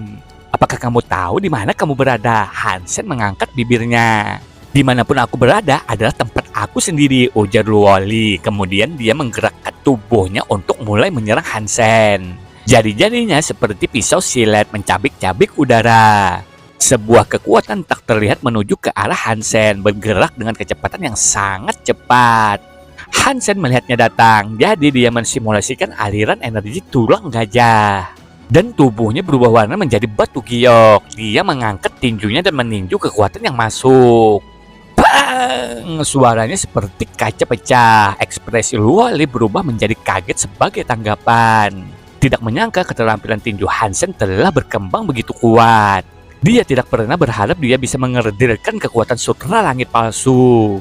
Itu hanya pukulan acak miliknya, tetapi Hansen berhasil menghancurkannya dan ini mengejutkannya. Luoli anehnya percaya diri dengan Sutra Langit palsunya dan dia tidak akan membiarkan Hansen melawan kekuatannya. Mereka berdua berevolusi. Luoli tidak percaya dirinya tak terkalahkan, tapi dia tidak percaya ada orang yang bisa mengalahkannya jika mereka tidak mempelajari Sutra Langit palsu. Di mata Luoli, dia pikir hanya Luolan yang memiliki kekuatan yang cukup untuk mengalahkannya. Dia selalu menganggap sebagai lawan terbesar dan target terbesarnya. Dia tidak bisa membiarkan dirinya kalah melawan putranya, dan dia tidak akan membiarkan dirinya kalah melawan seseorang yang bahkan tidak repot-repot berlatih Sutra Langit palsu. Lalu kekuatan tak terlihat meledak darinya. Rambutnya melambai seperti wanita gila, melayang di udara. Tangannya menjadi seperti pisau berayun ke arah Hansen. Kekuatan tak terlihat itu seperti pisau yang tidak bisa dihancurkan. Itu mengiris udara saat melakukan perjalanannya menuju Hansen. Tangan Luoli tidak berhenti bergerak, seolah-olah dia adalah penyihir yang gila. Tangannya menjadi pedang tak terlihat, menyerang Hansen tanpa sedikit pun menahan diri. Hansen tidak bergerak sedikit pun, setengah dari tubuhnya berderak dan berkobar dengan guntur yang menjulang. Sedangkan separuh lainnya berdentang seperti lonceng. Ketika badai pedang yang tak terlihat hendak menyerang Hansen, dia membuang tinjunya. Kekuatan gabungan sonik dan kilat disalurkan melalui tinjunya untuk membentuk bola cahaya di telapak tangannya. Itu tumbuh menjadi matahari kecil dan meledak ke arah Luoli dengan pecahnya guntur yang memekakkan telinga. Badai pedang yang tak terlihat itu seperti kaca saat kekuatan Hansen menghancurkan kohesinya dan meniadakan ancamannya. Saat kilat melintas di udara, suara dingin terdengar pada saat yang bersamaan. Aliran energi penyerang Hansen terdistorsi yang melumpuhkannya dari mengumpulkan ketenangan yang dibutuhkan untuk secara efektif menghindari bahaya yang datang. Tepat sebelum petir tampaknya akan menyerang Luoli, dia memanggil pelindung jiwa bis. Armor dan pakaian di bawahnya dibakar oleh kekuatan buruk yang dimiliki oleh petir. Boom! Tubuh Luoli dikirim terbang mundur ke dinding area resepsionis. Mulutnya mengeluarkan darah saat pakaian yang terbakar dan compang-camping berserakan di seluruh ruangan. Tidak ada yang terjadi selanjutnya, tidak ada serangan balik, dia hanya duduk di lantai. Menatap Hansen dengan tatapan mengerikan yang ditimbulkan oleh ketidakpercayaannya atas apa yang baru saja terjadi. Dia tidak pernah percaya dia bisa kalah dari Hansen, apalagi kalah begitu cepat dan parah. Dia merasa sulit menerima bahwa dia telah dipukuli oleh seseorang yang juga tidak mempelajari Sutra Langit palsu. Tidak mungkin, tidak mungkin. Bibir Luoli mengalirkan darah saat dia duduk di sana. Dia bergumam tidak jelas pada dirinya sendiri, tidak mampu menerima kekalahan yang tiba-tiba. Hanya itu yang kamu punya ya? Hansen memandang rendah Luoli. Dia melepas mantelnya dan menyerahkannya padanya.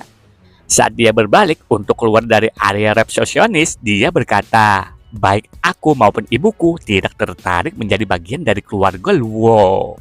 Luoli mendengar apa yang dikatakan Hansen dan tubuhnya bergetar. Saat ini terjadi, pikirannya tersambung kembali ke masa lalu.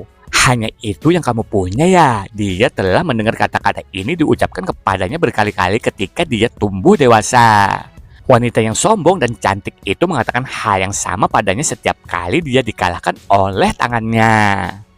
Luoli membenci kalimat itu dan dia menahan jijik lebih lanjut untuk wajahnya yang cantik. Tapi sekarang dia mendengar dari orang lain dan dalam ironi yang kejam orang itu adalah putranya. Mustahil, mustahil. Dia tidak berlagi sutra langit palsu. Bagaimana dia bisa memiliki kekuatan seperti itu? Tidak mungkin aku bisa dikalahkan dari seseorang yang belum mempelajari sutra langit palsu. Dan tidak mungkin aku bisa kalah dari putranya. Luoli berteriak histeris. Tapi sekarang dia berada di ruangan itu sendirian sambil menangis. Setelah pertemuan dengan bibinya, Hansen kembali ke tempatnya dan segera menghubungi ibunya, memberitahukan tentang apa yang telah terjadi. Dia ingin memastikan apakah Luoli benar-benar berasal dari keluarga Luo atau tidak.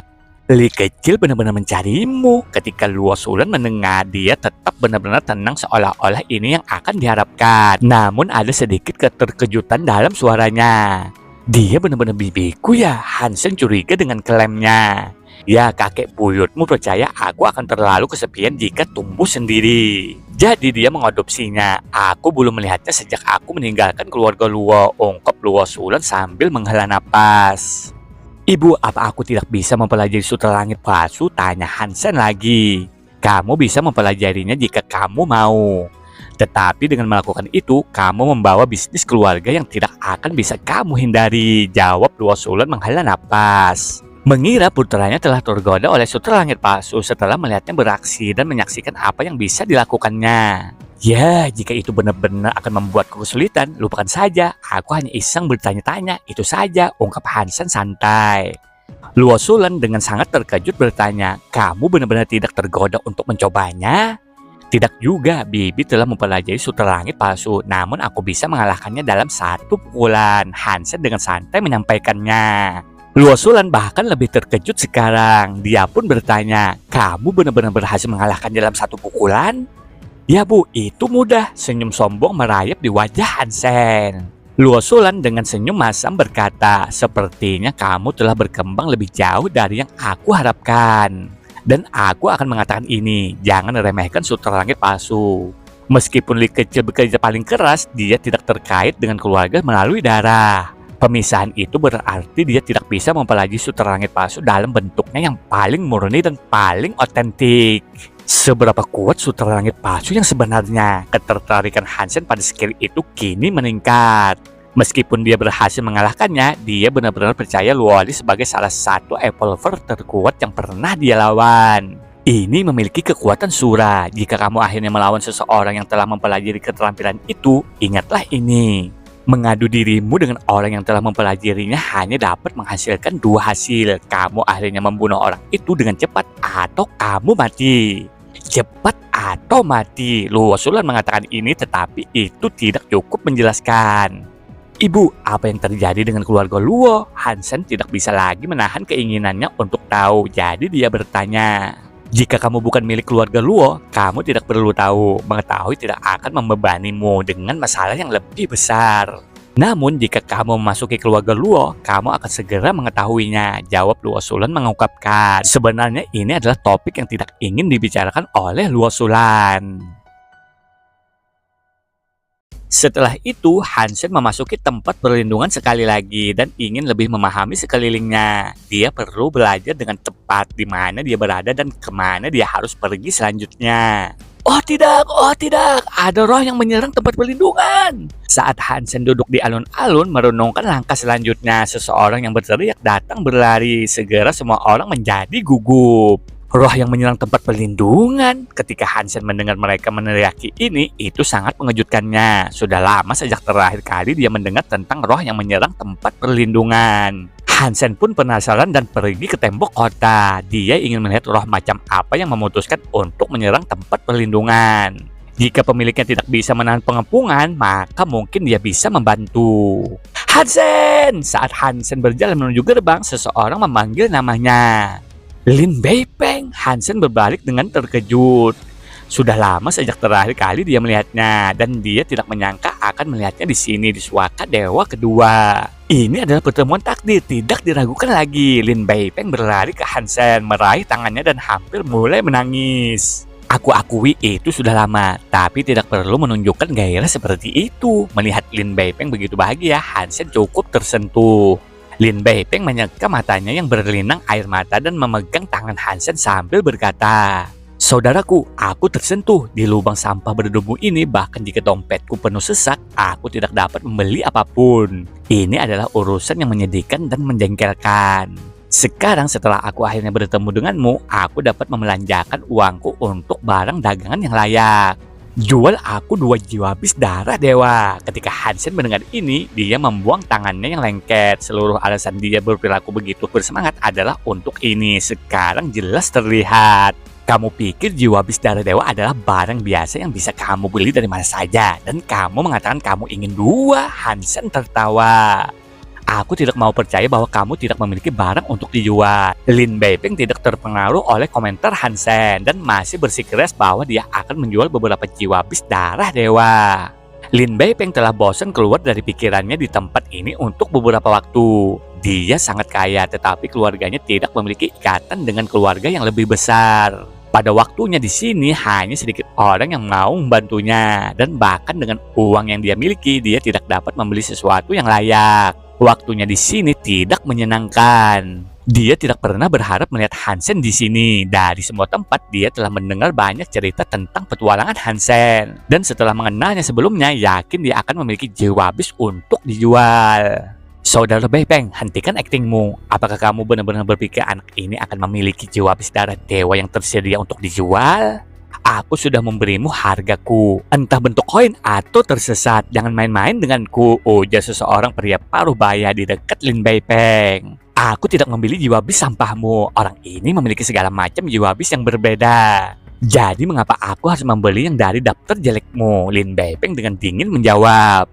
Ya, saudara Beipeng, aku memberimu ultimatum. Kamu baik membelinya sekarang dariku untuk harga ini atau tidak. Tetapi jika kamu datang dan ingin membelinya lagi di masa depan, aku dapat menjamin bahwa harganya tidak akan semurah ini. Terserah, ujar Lin Beipeng dengan dingin. Kemudian dia mengabaikan pemeras itu. Berbalik menghadap Hansen, dia tersenyum dan berkata, "Ayo pergi saudaraku, aku memberikanmu makanan dan mungkin saja kita bisa berbicara sebentar sambil makan. Maafkan aku karena mengganggu rencana makan siangmu, tetapi bukankah kita memiliki roh yang menyerang tempat perlindungan sekarang? Bukankah kita harus pergi melihatnya?" ungkap Hansen sambil tersenyum. "Tentu, mari kita lihat apa yang kita hadapi." Lin Beipeng merasakan hawa dingin menjalar di punggungnya. Dia tahu bahwa dengan bantuan Hansen, bagaimanapun dia akan bisa pindah ke tempat perlindungan kerajaan lain dan tidak tetap terjebak di tempat dia berada saat ini. Lalu mereka berdua menaiki tembok kota dan melihat ke atas. Mereka menyaksikan makhluk yang memerintahkan roh untuk menyerang tempat perlindungan. Setelah melihatnya, Hansen dengan cepat kehilangan minat. Lin Beipeng sangat tergoda untuk membantu. Jadi dia bertanya pada Hansen, "Saudaraku, apakah kamu memiliki jiwa bis darah dewa? Jika kamu meminjamkanku 2, aku akan pergi ke sana dan menunjukkan kepada mereka bagaimana hal itu dilakukan." Hansen pun memberinya 2 jiwa bis darah dewa yang tidak akan pernah dia gunakan, yang membuat Lin Beipeng sangat bahagia. Dia diberi armor darah dewa dan cakar hantu yang sudah lama terlupakan. Setelah berpakaian, Lin Beipeng buru-buru berlari keluar untuk menyambut para penyerang yang berusaha mengklaim tempat perlindungan. Melalui bantuan jiwa bis yang baru, meskipun Lin Beipeng tidak sekuat itu, dia bisa dengan mudah membunuh makhluk biasa. Bahkan varian mutan tidak bisa berbuat apa-apa padanya dan segera ditebang. Lin Beipeng telah menjadi orang yang sangat kuat karena dia terlihat membelah gerombolan monster di bawah.